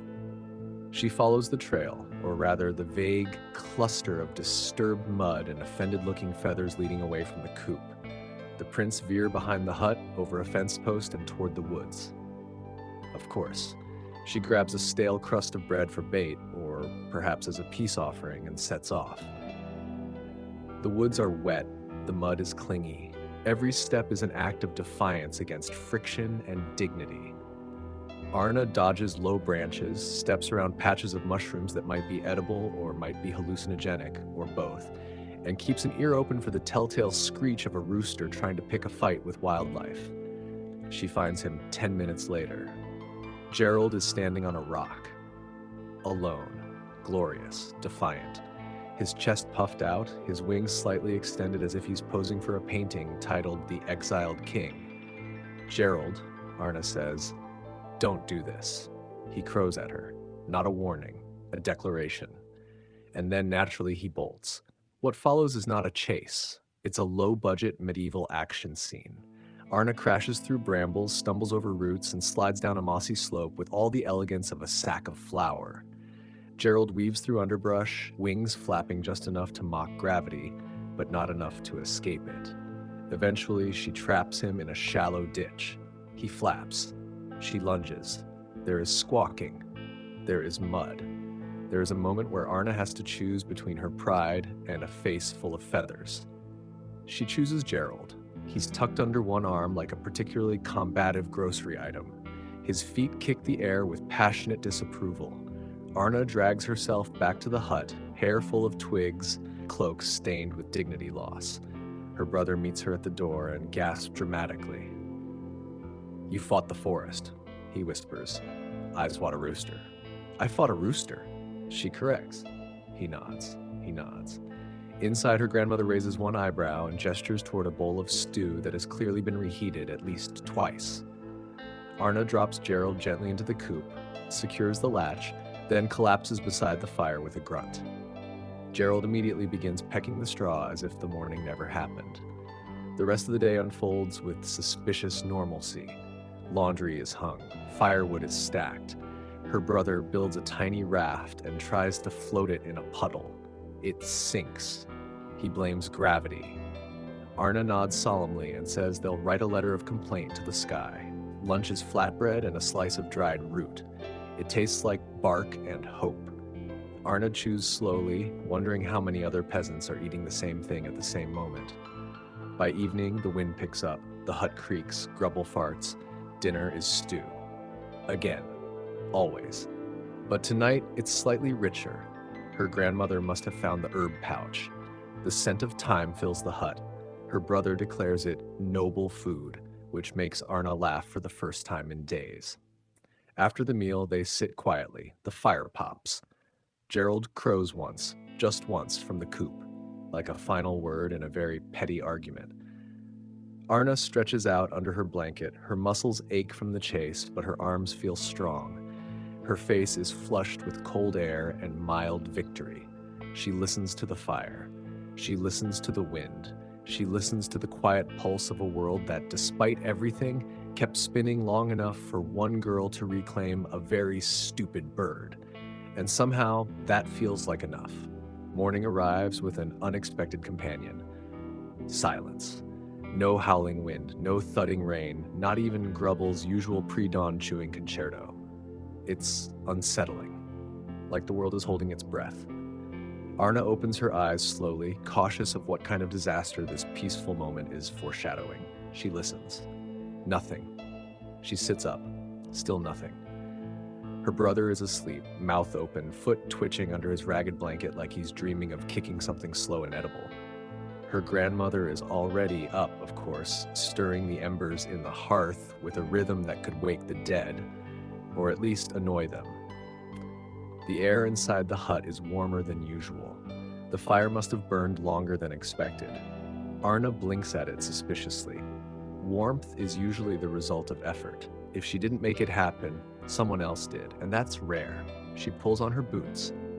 Left ones still leaks slightly around the toe, but at least now it leaks with character. Her cloak smells faintly of smoke and wet wool, a comforting scent in a world where perfume is usually just whatever's been growing on your boots. Outside, the sky is clear, actually clear. The sun peeks out from behind low hills, stretching soft rays across the mud-slicked yard like it's trying to apologize for yesterday. The puddles shimmer, the trees glisten, the fence, still standing, looks almost proud. Arna breathes in. The air smells like wet bark, cold stone, and potential. She turns back toward the door and freezes. There's a person standing at the edge of the path, not a threat, not armed, just a traveler. He's thin, wrapped in a patched cloak the color of dust, and holding a walking stick that looks more ceremonial than practical. His face is obscured by the morning light behind him. Arna narrows her eyes. "Can I help you?" she calls out. The man doesn't respond immediately. He takes a step forward, then another, and stops just within polite yelling distance. "I'm looking for somewhere to rest," he says, voice calm and worn like river stones. Arna doesn't move. Hospitality is a virtue, but caution is a habit, especially when strangers appear in clean weather with no mud on their boots. Her grandmother appears behind her, silent as a shadow. "I'll handle this," the old woman says, stepping past Arna with the grace of someone who's hosted and buried more guests than she'll ever admit. They speak quietly, too quiet to hear. After a moment, the man nods and her grandmother waves him inside. Arna bites her tongue. If the old woman says he's safe, he's safe. Probably. Inside, the man sits near the hearth, palms open to the flames. He introduces himself as Marek. Just Marek. No village, no trade, just a traveler heading west. That's not a great answer, Arna thinks. West is where people go to disappear or reappear. Neither is comforting. But Marek is polite. He thanks them for the stew. He eats slowly. He doesn't ask questions. Still, Arna watches him. She cleans up the dishes. Her brother whispers theories. Maybe he's a spy, or a prince, or a wizard. Arna tells him to hush, then secretly agrees. Marek doesn't look like a spy or a prince, but wizard? Maybe. After breakfast, life resumes. The sun dries the worst of the mud. Arna hangs the damp laundry from yesterday, tunic sleeves fluttering like surrender flags. She sweeps the yard. She checks the roof. Still holding. She even scrubs the stew pot, which now weighs slightly less without the layer of ancient soot. Marek offers to help. Her grandmother accepts before Arna can object. He's quiet, careful, and annoyingly good at mending the broken latch on the storage chest. Arna watches him from the corner of her eye. He hums while he works. Not a song, more like a tune the wind might play if it was feeling nostalgic. By midday, he's chopped half the woodpile. By late afternoon, he's fixed the hinge on the outer gate. Arna finds herself annoyed at how competent he is, and how quickly her brother has attached to him like a barnacle. They play a game with sticks and stones near the fire. Her brother laughs. Marek smiles. The day ends peacefully. Too peacefully. That night, after dinner, Arna lies awake. She stares at the ceiling, listening to the fire crackle and her brother snore. The air feels heavy, not dangerous, just full. She hears Marek shift on his mat, hears her grandmother's steady breathing, hears Grubble muttering goat dreams, then something strange, the faintest sound, a whisper. She sits up. Marek is standing, facing the hearth, not moving, not speaking, just standing. She watches him for a long time. Eventually, he lies back down. Arna doesn't sleep for a while. The next morning, he's gone. No sound, no note, no footprints in the mud, just gone. Her grandmother says nothing. Arna stares at the place where he slept, now empty. She goes outside. The sky is cloudy again. The fence leans a little more, and everything feels like it's waiting. The next morning arrives with the subtlety of a goat kicking down a door, specifically, Grubble. Arna wakes to the sound of something hitting the wooden wall, hard.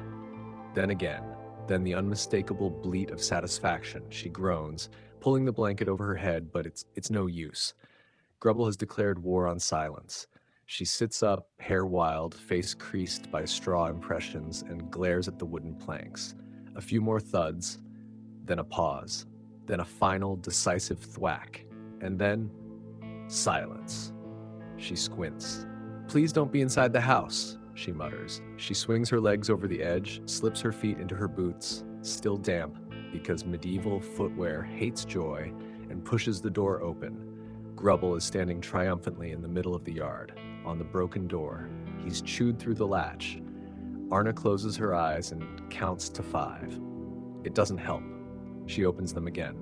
Grubble is now attempting to eat the splintered remains of the door he just destroyed, as if victory requires digestion. She sighs and begins mentally calculating how much rope, twine, and sheer willpower it'll take to patch it back together. Her grandmother appears behind her with a bowl of something that resembles porridge and rebellion. She hands it over without a word. Arna accepts it like a soldier receiving battlefield rations. Her brother is still inside, Death, humming a song that consists almost entirely of the phrase, "Goat King." Breakfast is quiet. Gerald crows once, aggressively, probably mocking the door. By mid-morning, Arna is fixing the damage. Again, the door gets lashed together with 2 branches, 1 bent nail, and a lot of muttered curses disguised as encouragement. It's not pretty, but it swings. And that's all that matters. With that crisis resolved, she shifts to the next task. Firewood. They're running low. Again, always. She grabs the hatchet, a rope bundle, and her dignity and heads for the edge of the woods. The air is cold but not bitter. The frost has returned, coating the low grass in a fragile shimmer that cracks underfoot. The forest looms ahead, tall, damp, and always slightly offended by her presence. She selects a cluster of fallen limbs and begins chopping. Thwack, thwack. The rhythm is oddly soothing. Each swing of the hatchet breaks the morning stillness like punctuation in a sentence she's too tired to write. She gathers what she can. Some wood is too damp, some too rotten, but enough is solid, enough will burn. She binds the bundle, hoists it onto her back, and begins the trudge home. Her shoulders burn. Her breath fogs the air.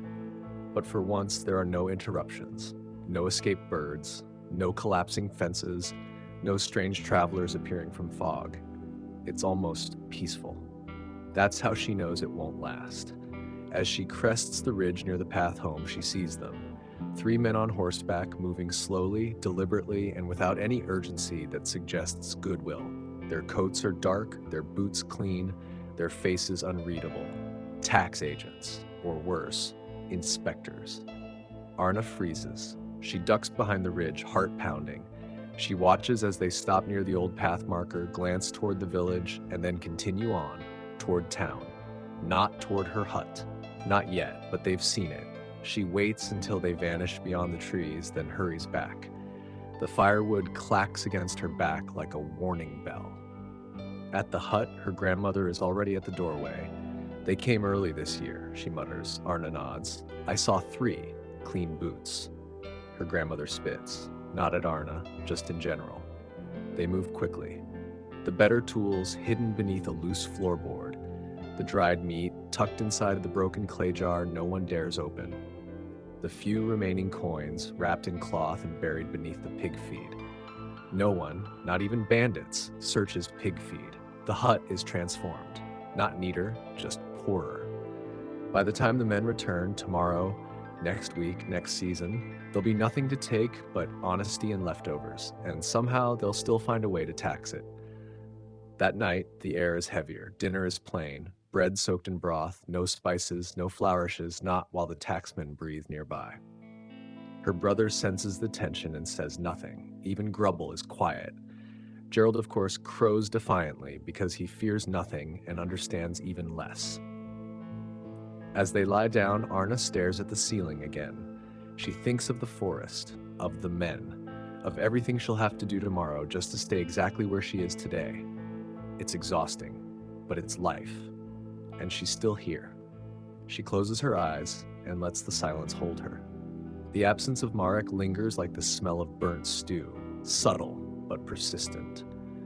Arna stares at the spot where he'd slept, now just a faint depression in the straw mat and a few scattered ashes from where he'd fed the fire before leaving. He hadn't taken anything, not a crumb of bread, not a splinter of kindling, not even the half-dead sock her brother had been trying to gift him. Gone, without a sound, without a trace. Her grandmother says nothing, which in grandmother terms means everything. Arna wants to ask, who was he really? Why did he come here? Why did he leave before sunrise like a man fleeing a past that had teeth? But the silence from her grandmother wraps tighter than any answer ever could.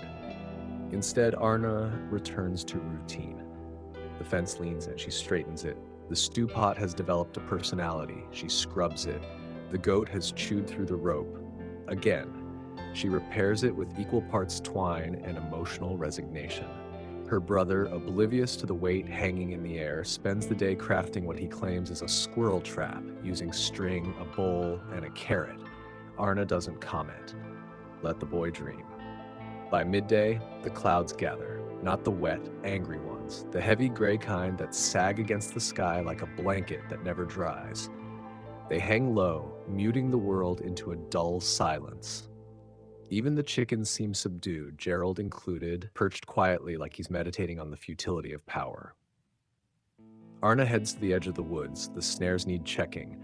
She walks the path Marek once stood on. Every step feels like a question she doesn't know how to ask.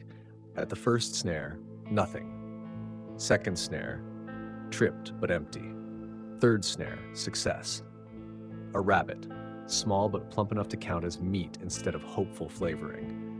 She thanks the woods under her breath, not out of superstition but respect. In this world, survival is a series of favors granted by things that don't owe you anything. She returns home just as the wind picks up. It carries the smell of distant smoke, someone burning damp leaves and soggy regrets. Her brother greets her with a triumphant announcement. The trap caught something. It's a rock, she points out, looking into the overturned bowl. Yes, he says proudly, a sneaky one. Dinner is rabbit stew. The smell fills the hut. It's warm, real warmth. The kind that settles into your bones and whispers, "You've earned this." They eat quietly. Her brother chews with exaggerated gratitude. Her grandmother nods once, a gesture that in her language is equivalent to applause. Arna allows herself a smile. After dinner, her brother asks about Marek. What happened to him? Where he might have gone. Her grandmother shrugs. West, she says simply. Same place everyone goes when they've run out of east. Arna wants to laugh. Instead, she watches the fire. Later, as they prepare for sleep, she finds something under the edge of Marek's mat. A sliver of folded parchment, just a corner. Torn. Forgotten? Left on purpose? She unfolds it. No words, just a crude drawing. A hill, a tree, a small dark figure standing beneath it, holding something toward the sky. It's not art, it's a message, or maybe a memory. She hides it in her cloak. That night, the wind rises. The door rattles. Grubble snorts in his sleep. Gerald dreams loudly, flapping once and kicking straw into the cooking pot. Arna lies awake longer than usual. She thinks about the drawing, about the man who vanished without a word, about the strange quiet that followed him. And as sleep finally takes her, she dreams of hills, trees, and someone holding light in the dark. The morning begins with a knock, which is strange because their door doesn't usually invite that kind of formality. In this corner of the world, visitors either barge in, yell from a distance, or send a chicken with a note tied to its leg, assuming the chicken doesn't eat it. But this? A knock? Arna sits up sharply, still tangled in her blanket. Her brother jerks awake, hair stuck to one side of his head like a small bird tried nesting in it. Grubble raises his head, emits a short accusatory bleat, then goes back to chewing a splinter. The knock comes again. Her grandmother is already at the door. She opens it a crack, just enough to see who stands on the other side. A woman. Travel-worn cloak. Mud-caked boots. Eyes sharp as flint. Not young, but not yet weathered. She stands like someone who knows exactly how long it takes to draw a dagger and how far she can throw it. I'm looking for someone, the woman says. Her grandmother doesn't blink. Aren't we all? The woman smirks. Name's Ilsa. I'm looking for a man called Marek. Arna stiffens. Her grandmother opens the door wider by a hair. Pass through. When? 2 days. Direction? West. Ilsa nods. That tracks. She doesn't ask to come in, but she does glance past them. At the hearth, the bundles of firewood, the repaired goat rope. She's the kind of person who sees everything and says nothing until it matters. Arna steps forward. You know him? Better than I'd like. Ilsa says, not as well as I need to. Her eyes land on Arna, sharp but not cruel. Did he leave anything behind? Arna hesitates. The parchment, the drawing. She thinks of the hill, the tree, the figure with the light.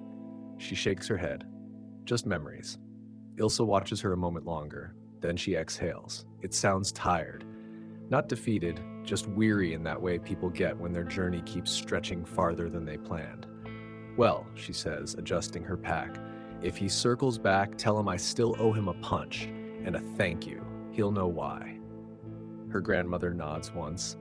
Ilsa turns and disappears down the trail with the kind of efficiency that suggests she's traveled a long way and intends to keep doing so until her boots fall off or the world ends. Whichever comes first. Arna stands in the doorway, watching until the trees swallow the figure whole. Her brother sidles up beside her. Was she a bandit? No. A witch? Probably not. A queen in disguise? Maybe, he nods solemnly. Cool. The rest of the day is quieter than usual. Chores move slower. The stew takes longer to boil. Even Gerald seems to sense the shift in the air and contents himself with a single disdainful crow before returning to his perch. Arna finds herself returning to the drawing again and again, that little figure beneath the tree. What were they holding? A light? A weapon? A memory? She slips it into her boot, just in case. By afternoon, clouds begin to gather. Not the threatening kind, more like moody relatives visiting for tea. The wind picks up, and the trees begin their slow conversation in rustling syllables. Arna gathers kindling, chops the wood Marek had missed, feeds the goats. Grubble thanks her by sneezing directly into her face. At dusk, they eat quietly. Her brother hums a tune under his breath. Her grandmother mends a sleeve. The fire crackles like it's trying to say something, but hasn't figured out the words yet. Later, after the hut has dimmed and the night folded itself around them like a blanket stitched from shadow, Arna steps outside. She climbs the small hill behind the hut, the one with the old tree. She's never noticed how its branches twist toward the sky, not like they're reaching, but like they're pointing. She stands beneath it, the wind tugging at her cloak, the stars blinking above like uncertain witnesses. She takes out the parchment, holds it up. The drawing matches. Exactly. She swallows. Something, somewhere has just clicked. She doesn't know what it means yet, but she knows one thing. Marek didn't leave by accident. And she's not done with his story. Not even close. The tree doesn't answer. Arna stands beneath it for a long time, parchment in hand, heart thudding with the kind of nervous energy usually reserved for thunderclaps and tax collectors. The wind rustles its branches gently, like it's considering whispering something, then decides she hasn't earned it yet. She's not sure what she expected. A hidden door? A symbol carved into the bark that glows when touched by moonlight? A talking squirrel with vague but helpful advice? Instead, she gets bark. Regular, slightly damp bark. She presses her palm to the trunk. It's cold. Solid. The kind of solid that makes you feel small, not in a scary way, but in that way trees and time do, reminding you that you're just passing through. The sky is clear, the stars indifferent. Somewhere in the distance, Gerald crows at night, because of course he does. She folds the parchment carefully, tucks it back into her boot, and heads down the hill. Back in the hut, her brother is snoring with his foot over his own face, an act of flexibility and confusion. Her grandmother is asleep by the fire, breathing in that deep, gravelly rhythm that says, I survived today and plan to do it again tomorrow. Arna lies down, but she doesn't sleep. Instead, she stares at the ceiling and makes a decision. Tomorrow, she's going west. Not far. Not recklessly. Just a little. Enough to find out what Marek meant. Enough to know if the tree is pointing towards something more than coincidence and folklore. In the morning, she's already packed. A loaf of bread, a small knife, the drawing, 3 dried apples, 1 pebble her brother insists is good luck because it looks like a sad potato. Grubble watches her with the expression of someone who deeply resents being excluded from adventure. Gerald crows in disapproval. Her brother demands to come with her. Her grandmother says nothing. Instead, the old woman places something in Arna's hand, a strip of cloth dyed deep red, a band worn soft by age and stories. Arna looks up. Her grandmother meets her gaze. You'll know when to use it, she says. Then she turns back to the fire, stoking it like she didn't just hand Arna something that feels suspiciously like a legacy. She doesn't ask for permission. She doesn't offer a grand goodbye. She just nods, slings the bundle over her shoulder, and starts walking. The westward trail is narrow, winding through low hills and small pockets of woodland, the kind of path that isn't really a path, just the absence of obstacles. The air is cold but still, the ground firm but forgiving.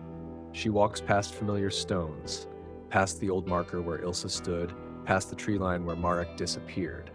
Every few steps, she checks the drawing. Hill, tree, figure. She's already found the tree. Now she needs to find the figure. The land changes subtly as she moves. The grass grows sparser, the soil darker, the wind sharper, not cruel, just honest. After an hour, she reaches another hill, taller, rockier, topped with a crooked cairn of stones that seem piled there by purpose or accident. Hard to tell which. She climbs. At the top, she stops. Below her, a small clearing. Circular, perfect, and in the center, a stone. Not just any stone, tall, smooth, carved. Not recent. The marks are old, weathered, but intentional. Arna kneels, tracing one with her fingers. It feels like language, or maybe a map, or a warning. It feels like something that matters. She sits beside it and pulls out the parchment. It matches. Not the stone, but the setting. The angle of the hills, the pattern of the trees, the way the light filters through the branches above, making the space feel both protected and watched. She waits. For what? She's not sure. An hour passes, then 2. She eats an apple, breaks the bread, sips from the tiny flask of water tucked in her belt. Still nothing, just birds and breeze and the slow, rhythmic beating of her own stubborn heart. She stands and ties the red band, her grandmother's cloth, around her wrist. Immediately, the wind shifts. Not stronger, just different. It curls through the clearing like it knows where it's going, and suddenly, so does she. Not everything, not the whole story. But this place, this is where Marek stood. And maybe where he left something behind. She doesn't dig, she doesn't search. Instead, she closes her eyes and listens. And for a moment, just a moment, she hears something move beneath the stone. Not a creature, not a voice, just the world, adjusting, like it remembered something, and wants her to remember too. Arna opens her eyes. The wind has stilled, the clearing lies quiet once more, wrapped in a hush so complete it feels sacred, or at least like something trying very hard to be respected. The kind of quiet that makes you speak softer, walk slower, and double-check whether your boots are squeaking. She stands, brushing dried grass from her cloak. The stone marker beside her sits silent, but not cold. It feels inhabited, not by people, not by spirits, but by memory. Like the air remembers footsteps that no longer fall, and the soil still holds the weight of conversations no one heard. She runs her hand along the carvings one last time. Still no answers, but now she doesn't expect any. Not yet. She heads back down the hill, boots crunching softly over gravel. The sun is dipping lower now, casting long shadows that stretch like lazy cats across the ridge. Every tree seems taller, every sound a little sharper. Halfway down, she pauses. There's someone watching. She doesn't hear them. She feels them, that subtle shift in the air, the hairs on her neck whispering warnings. She turns and finds a boy, maybe 12, maybe younger. He's standing just off the trail, wrapped in a cloak that's too big for him and too clean for the path he's obviously taken. He's holding a stick, not like a weapon, more like a question. They stare at each other for a beat too long. Then Arna breaks the silence. You lost? The boy tilts his head. You're not, Marek. That's true. You came from the stone? Also true, but way more suspicious when phrased like that. She nods slowly. You know about it? He shrugs, steps closer. His face is pale, not with fear, but with the kind of focus that doesn't usually belong to someone that small. My mother said never to touch it. Good advice, Arna replies, because it was, honestly. She said only people who've seen the line can hear the second sound. Arna raises an eyebrow. And what's the second sound? The boy points at her wrist, the red band. You heard it, that's why it stopped. She's about to respond when a sharp snap echoes through the trees. Not a twig, not wildlife, footsteps, heavy ones, multiple. The boy's expression shifts instantly, from curious to alert, not scared, ready. He grabs her sleeve. Come on, he whispers, and darts off into the underbrush like he's been planning this escape route since birth. Arna has no choice but to follow. Branches whip her face, roots try to sabotage her ankles. Her bread pouch slaps wildly against her hip like it disapproves of cardio, but she keeps up, barely. After what feels like hours, but is probably 4 minutes, they reach a hollow, shallow, lined with moss and protected on 3 sides by fallen trees. The boy drops low and gestures for her to do the same. She crouches beside him, panting, heart racing, and whispers, "What was that?" He doesn't answer because they both hear it now. Voices, male, guttural, close. "Should have passed here by now. Checking the hill. If she touched it, we'll know." Another voice, older, colder. "She has the band. That's enough." Arna doesn't breathe. The boy doesn't blink. A third voice, rough, impatient, grunts. "You think she knows where it is?" "Not yet, but the hill always points to the next." "The next? The next what?" Footsteps again, fainter. Moving on. Silence returns. The boy looks at her. "They're not from here," Arna nods. "I gathered that. They're looking for the mark." "What mark?" He gestures at the parchment peeking from her cloak. "That one. But they don't have the band." She stares at him. He stares back. "You should come with me," he says. "To where?" "My uncle's place." "Why?" "Because they don't find people twice, just once." Arna doesn't fully understand what that means, but she understands danger. And she understands not waiting around to find out how bad it gets. She nods once. "Lead the way, squirrel boy," he grins. "You're slower than you look," he says, already vanishing into the trees. Arna sighs, adjusts her pack, and follows. Because sometimes survival means listening to strangers in the forest, especially the very small, very fast ones. But the forest thickens. Not in a magical, glowy way, no floating lights or deer that talk in riddles. No, this is the kind of thick that feels real. Twigs snapping underfoot. Branches low enough to whack your forehead if you forget you're taller than 12. Moss that squelches. Everything smells like wet bark and suspicious fungi. The boy doesn't seem to notice. He slips through the trees like he belongs there, cloak fluttering behind him like a warning flag for anyone trying to keep up. Arna, on the other hand, is tripping over roots, swatting at imaginary bugs, and beginning to wonder if this uncle of his actually exists, or if she's been lured into the woods by a feral child with charisma.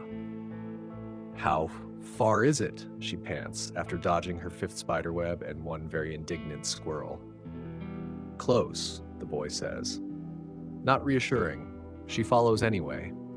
Because that's what you do when three heavily armed strangers talk about finding the mark, like it's a goose with the treasure map. They reach a ridge, low, mossy, and marked by a crooked post leaning like it's had a long week. The boy pauses, eyes scanning the horizon. Arna steps up beside him and sees it. A cabin. Small. Leaning slightly to the left, smoke curling lazily from the chimney like even fire's a little tired. The roof is patched with bark, stone, and what appears to be part of an old boat. But it's standing. And in this world, if something's still standing, it's probably safer than whatever's chasing you. The boy waves his hand in emotion, says don't die. Arna assumes means don't die, and bounds down the hill. She follows, slipping once on damp leaves, catching herself with the grace of a startled goat. By the time she reaches the cabin, the boy's already inside. She hesitates at the door, then knocks. Old habit. The door creaks open and a man fills the doorway. Tall, broad, a beard that could house a family of mice, eyes sharp enough to cut rope. He looks at her the way a blacksmith looks at a horseshoe before deciding whether to fix it or toss it in the scrap pile. "This her?" The boy nods. "She touched the stone." Arna blinks. "Okay, wow. Is that what I'm known for now?" The man grunts again. Could be amusement, could be indigestion. Hard to tell. "Come in." She does. The cabin is cramped but clean. Shelves line the walls, stacked with jars, bundles of herbs, and tools whose purposes are not immediately obvious. A bow hangs above the hearth. A map is pinned beside it, hand-drawn, inked over several times, with circles and marks that mean nothing to her. Yet, the man gestures to a stool. She sits. He sits opposite, elbows on knees, fingers steepled. "You saw Marek," he says. "It's not a question." Arna nods. "He stayed at our hut, left before dawn, didn't say much." "He never does." There's a pause. "Did he give you anything?" She hesitates, then pulls out the parchment. The man leans forward, studies it, not like someone looking at art, but like someone trying to remember why it was made. He left this behind, Arna says quietly. I don't know if it was for me. If he left it in your care, it's yours now, the man replies. Another pause. Then the man rises, crosses the room, and pulls down a box from a high shelf. Inside, parchment. More drawings, some nearly identical to hers, others different. Trees, stones, hills, lines connecting them. You're the third. Arna frowns. Third what? He lays her drawing beside one of his. The match is perfect. Third to receive a map. Where does it lead? He looks at her, depends who's following it. Vague, deeply unhelpful, infuriatingly wise. Arna exhales. There were men, 3 of them, looking for Marek for this. They knew about the band. The man's face hardens. They always find the trail too late. That's why they're dangerous. Who are they? The man says nothing, just stares at the fire. Then, they call themselves shepherds, but they don't guide, they cull. They're after something old, something hidden. The maps don't lead to treasure, they lead to reminders. Things buried, things forgotten, and things that don't want to stay forgotten. Arna looks at the drawing again. Hill, tree, light. So what now? He looks at her. Not kindly, not unkindly, just honestly. You follow the next mark. He points at the map. There's a place east of here. Another stone, same shape, same silence. That's where your answer lies. Arna leans back. The boy offers her dried berries. She takes one, chews, and wonders how her quiet life of goats and goats that aren't hers turned into this. She doesn't feel brave. She doesn't feel ready. But she does feel something else. The wind, maybe? Or purpose. She stands. I'll go in the morning. The man nods. The boy grins. The fire pops once, like punctuation. And Arna, once again, starts preparing for a journey she never asked for, but might just finish. Morning arrives the way it always does in stories like this, with fog. Not the dramatic, swirling kind that conceals dark riders and mysterious ruins. No, this is the more honest kind, low, damp, and slightly judgmental. It clings to the trees, it seeps into boots, it makes cloaks feel heavier, even if they technically aren't carrying emotional baggage. Arna wakes early. The cabin is still. The fire has died down to embers. The boy, who still hasn't told her his name, by the way, is curled in the corner under a blanket that might once have been a tapestry, judging by the faded griffin embroidered across it. The man, Marek's not uncle but very much something, is already awake. He nods at her, offers a piece of flatbread, and says simply, "You'll want to leave before the fog lifts." She takes the bread. Because of course she does. And because a part of her already knows that fog isn't just weather today, it's cover. The kind that slows pursuit, that hides movement, that lets people slip between spaces without being seen. She checks her pack, still light, still woefully unprepared, but she has the essentials: the map, the band, a piece of cloth wrapped around 2 dried apples, and a goat-chewed knife she refuses to part with. She glances at the boy. He stirs. "You're going now?" She nods. "Before breakfast, even." "Reckless," he says, sitting up. "I respect that." She ruffles his hair on impulse. He scowls. She grins. The man hands her something, a small pouch. Herbs, crushed leaves, maybe just dirt. But he says, "If you get hurt, rub this on it. If it stings, it's working. If it doesn't, you're too far gone." Comforting. She ties the pouch to her belt anyway. They don't say goodbye. It's not that kind of story. She slips into the mist like a thought someone forgot to finish. The forest greets her like an old relative, still grumpy, still damp, still judging her life choices, but somehow rooting for her all the same.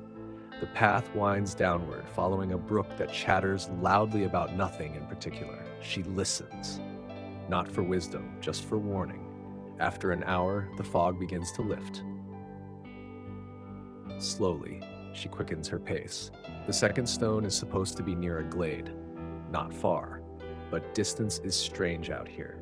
Hills curve the wrong way. Trees seem to lean toward you when you're not looking. Sounds echo just a little too long.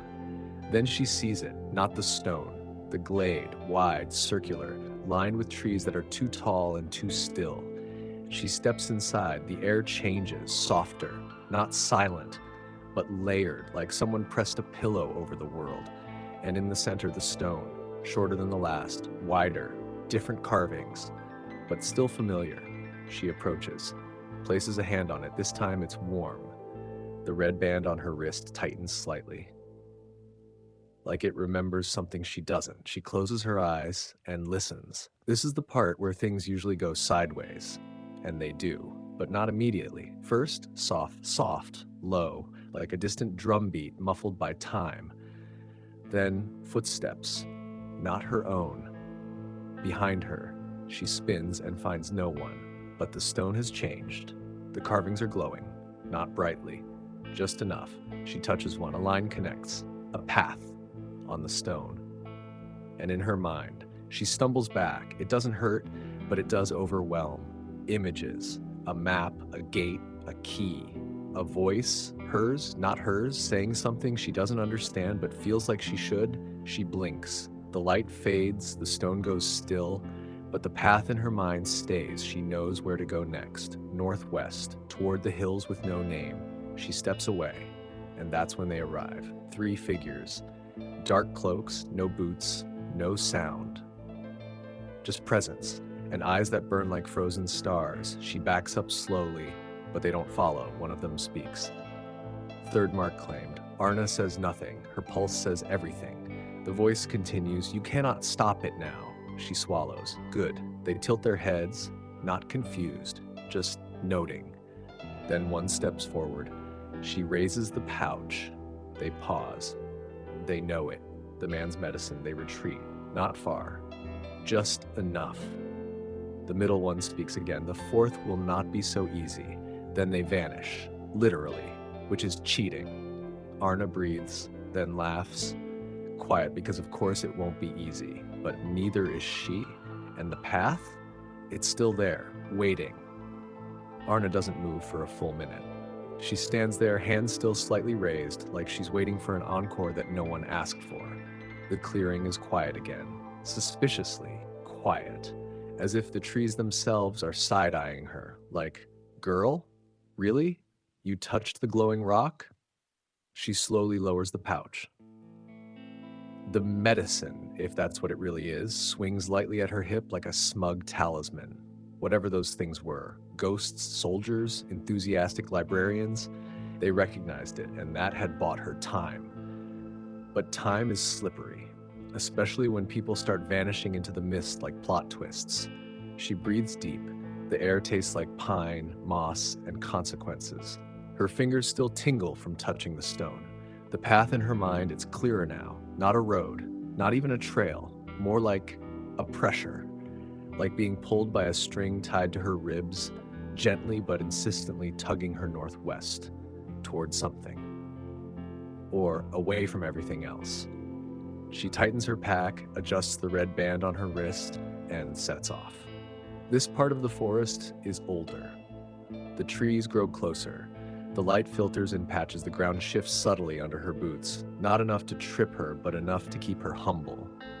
Birdsong returns, tentative and off-key, like even the birds are wondering what just happened back there at Glowy Rock Central. An hour passes, then 2. The fog clears completely. The sun peeks out reluctantly, like it's checking to make sure the coast is clear before committing to the day. She finds a stream. Not big, just wide enough to be annoying. The rocks are slick, the water cold. She steps carefully, half balancing, half praying to gods she doesn't believe in, and makes it across with only one soaked boot and a small bruise to her shin. She decides that counts as a win. Eventually, the forest opens into a narrow valley, and there, nestled between 2 hills like a secret someone tried to bury too shallow, sits a cottage. It's not abandoned, but it should be. The roof is mossy. One shutter hangs crooked. The front path is overgrown with weeds that look like they hold grudges. But there's smoke, thin, pale, rising from the chimney like an exhausted sigh. She approaches slowly. No runes, just a door made of wood so old it might predate regret. She knocks. Once, twice. Nothing. She tries the handle. It creaks open. Inside, warmth. A fire, low but alive. A kettle hanging over it. Something herbal. Maybe tea, maybe potion, maybe soup's anxious cousin. Shelves, books, bottles, scrolls, baskets of dried herbs hanging from the ceiling like sleepy bats. And in the corner, a woman. Old, not fragile, the kind of old that hums with unfinished business. She doesn't look up. She just says, "You're late." Arna blinks. "I sorry?" The woman sighs. "They always say that. Sit. You're dripping forest all over my floor." Arna says of course she does. The woman pours tea without asking, hands it over. It smells like rosemary and stern advice. "You touched the second stone," she says. "It's not a question." "Yes." Another not question. Arna nods. "They didn't hurt you." "Not yet." The woman snorts. "They don't hurt, they unravel, slowly, elegantly, like bad poetry. But they won't touch you while the band holds." Arna touches her wrist. "What is it?" "A promise." "From who?" "Someone who still believes in you." "That isn't helpful. At all." Arna sips the tea. It tastes better than it smells. Warm, grounding, like being reminded that dirt is where things grow, not just where they end. The woman stirs the fire. "You're heading to the third?" "I think so. You'll know when you're close. The trees lean toward it, the animals avoid it, and your shadow will start following something else." Arna stares. "That's not how shadows work." The woman smiles. "You'd be surprised." There's a pause. Then, "You're braver than you look." Arna shrugs. "I'm just too tired to be scared." The woman chuckles. Same thing in the end. She stands, shuffles to a shelf, and returns with a small, round object wrapped in cloth. "For the third." Arna unwraps it. A stone. Smooth, black, cold. When she touches it, her teeth tingle. "What is it?" "A memory, not yours, but it might help." But comforting, in a weird, slightly magical grandma way. Arna tucks it into her bag. The woman nods once, then, softer, "You're not the first." Arna looks up. "I know, but you might be the last." That hits harder than expected. She stands, thanks the woman, doesn't ask her name because people like her never need one. Just titles, hints, purposes. She steps outside.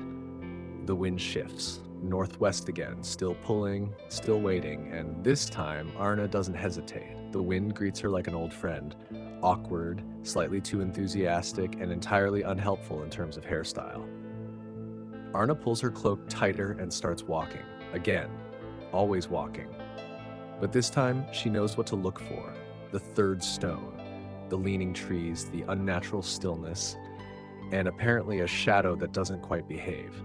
Simple, really. She passes through a field speckled with stubborn weeds and the occasional judgmental crow. There's a road nearby, a faint track etched by carts and hooves and history. She avoids it. The third mark isn't waiting beside anything convenient.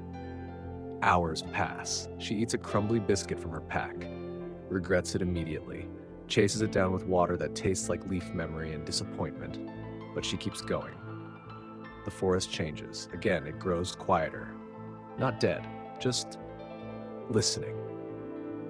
She sees the signs. The trees tilt, but not from wind.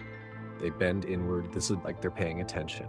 The ground softens. Moss thickens. The air takes on that pre-thunder quality where everything feels possible and a little dangerous. She slows. Her shadow flickers. Not dramatically, just a hesitation. A moment where it moves a fraction before she does. Then she does the only reasonable thing, waves her arm around like she's trying to swat a memory. The shadow copies, almost. She backs up. It delays, slightly. "Okay," she mutters. Creepy, not fatal. Progress. The third stone comes into view. It's different, not upright like the others. It lies flat, sunken into the earth like a secret someone tried to bury with the weight of time itself. The carvings are fainter, worn, some covered by moss, others by dirt. But they're there, and one of them glows faintly when she steps close. She crouches, touches it. The black stone the old woman gave her warms instantly in her pack. She takes it out, holds it over the carving. The light intensifies, and her shadow vanishes. She doesn't scream, but only because she's saving her energy for more important panics. Instead, she breathes. Slow. Calm. Or trying to be. The stone beneath her pulses once, then again a rhythm, like a heartbeat. Then, sound, not words. More like pressure, an idea forced into her skull by something very old and not entirely polite. She sees flashes. A tower. Burned. A book. Locked. Opening. Then it stops. The black stone cools. Her shadow returns. Slightly behind her. Just where it should be. She exhales. That was new. She studies the stone again. The carvings now form a pattern. Arrows, spirals, symbols that twist if you look too long. But one thing is clear. There's a fourth. Final? She doesn't know. But it's waiting. And it's north. She stands, stretching sore legs, wishing for something warm. A stew. A bath. A goat that doesn't attack doors. Instead, she gets fog. Again, rolling in quick. Too quick. And with it, figures. Not the cloaked ones. Worse. People. Dirty boots. Scruffy beards. Blades not for ceremony. The kind of men who measure things in coin and weigh kindness like it's a luxury they can't afford. 3 of them.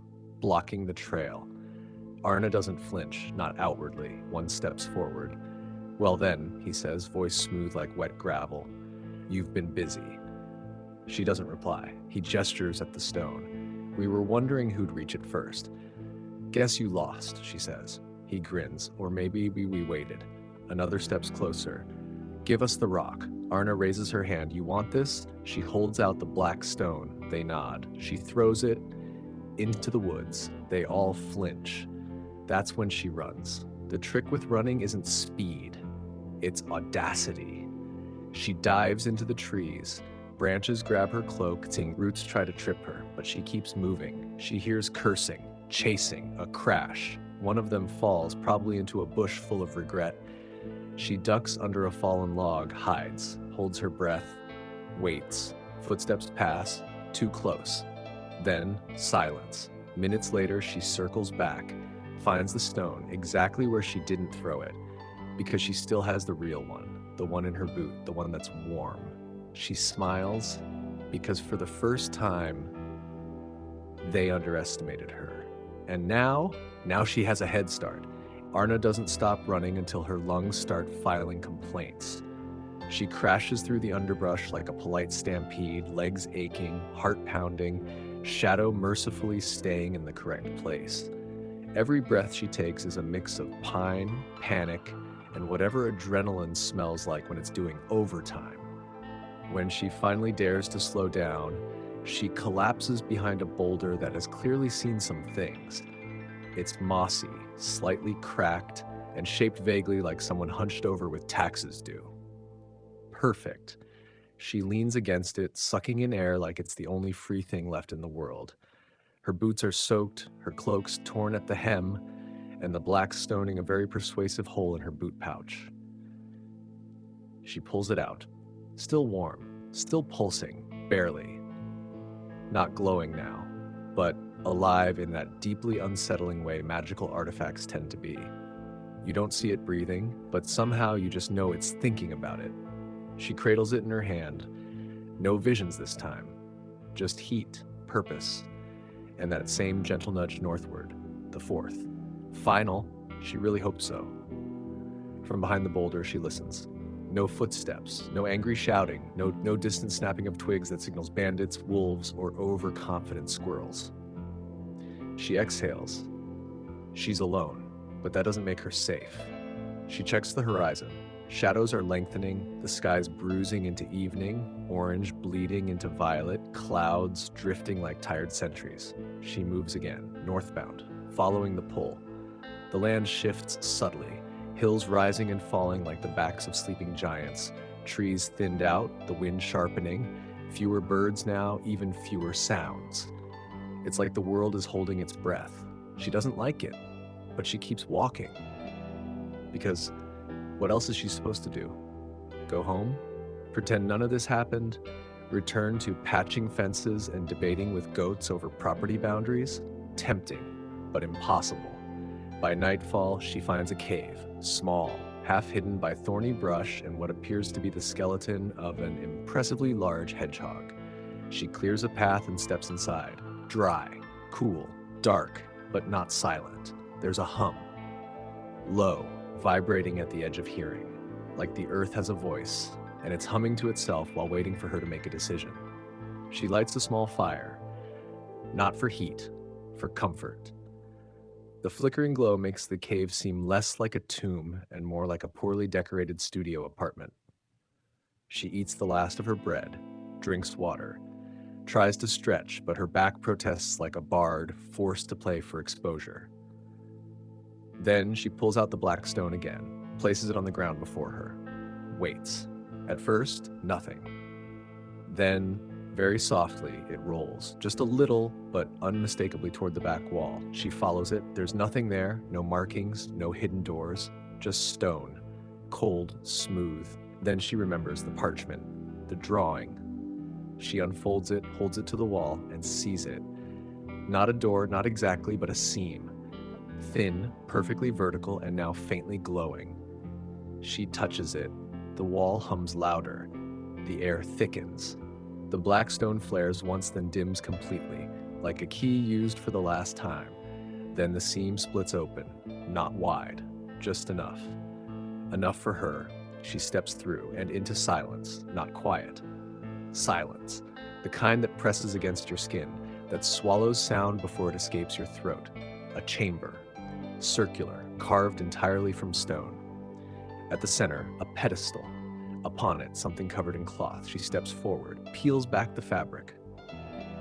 It's a book, bound in cracked leather, no title, no clasp, but the cover is warm, familiar. She opens it, blank pages. At first, then words begin to appear, slowly, like ink bleeding up from the soul of the page. A name, hers. Then, this is your story now. She closes the book, not in fear, but in understanding, because now she knows. This wasn't Merrick's journey, not really. It was hers all along, and it's only just begun. The book sits in her hands like it's been waiting for her this whole time. Not just today, not just since Marek left it behind. It doesn't buzz or glow or whisper secrets in ancient tongues. No, it's quieter than that. Stranger. It feels like holding an answer to a question you haven't asked yet, and now you're not sure you want to. Arna doesn't open it again. Not yet. She places it back on the pedestal. It fits too perfectly. Like it belongs there, or like she does. She takes a breath, then another. Somewhere behind her, the cave hums, low, rhythmic. Not music, not machinery, more like the world adjusting its weight. That's when she hears it. A cough, a very small, very tired, very familiar cough. She spins. There, standing just past the glowing seam in the stone, is her brother, looking smug, and also a little muddy. He holds Gerald like a suitcase that keeps trying to escape. "Hey," he says casually. "Nice rock room."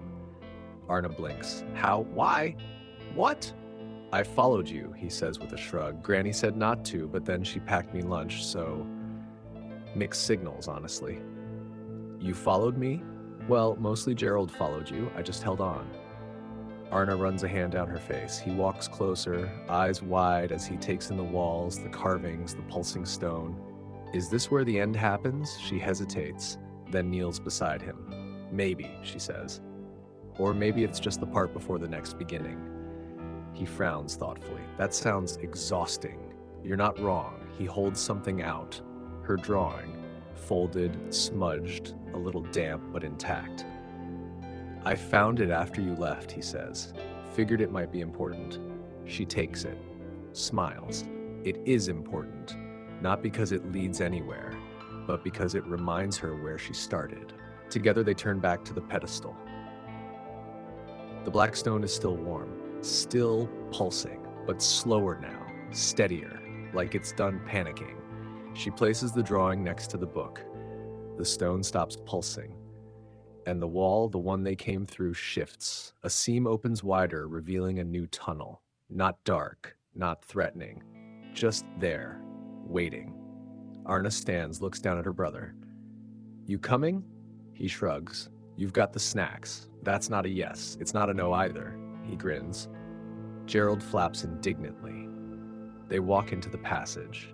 The light behind them dims. The air ahead smells cleaner, fresher, like snowmelt and pine and the kind of dawn that doesn't come with regrets. As they move forward, Arna begins to hear sounds again, real sounds. Leaves brushing against each other, water dripping rhythmically, a breeze teasing the edges of her hood. Normal things, but they feel new, like the world is rebooting in real time. And she's part of the update. They exit into sunlight, not the forest they left, a new place. Hills rolling into valleys, trees taller than logic, sky vast enough to make her feel small in the best possible way. No one's waiting, no enemies, no cloaked strangers, just the trail, unworn, inviting. Her brother squints, so where now? She takes a moment. Then, wherever the next mark leads. Does it involve walking? Yes, he sighs. Of course it does. She lot loudly, but freely, because now the fear is gone. The weight is still there, because truth is always heavier than fiction, but it's a weight she understands, one she can carry, one she chooses to. They walk, not quickly, not to escape, just to continue, because that's what stories do. They don't end, they grow. And somewhere behind them, deep in that glowing chamber of stone and silence, the book waits again. Not for her, not anymore, but for someone else, one day. Far away, a breeze stirs the grass, a bird sings, and a goat poops dramatically in defiance of destiny.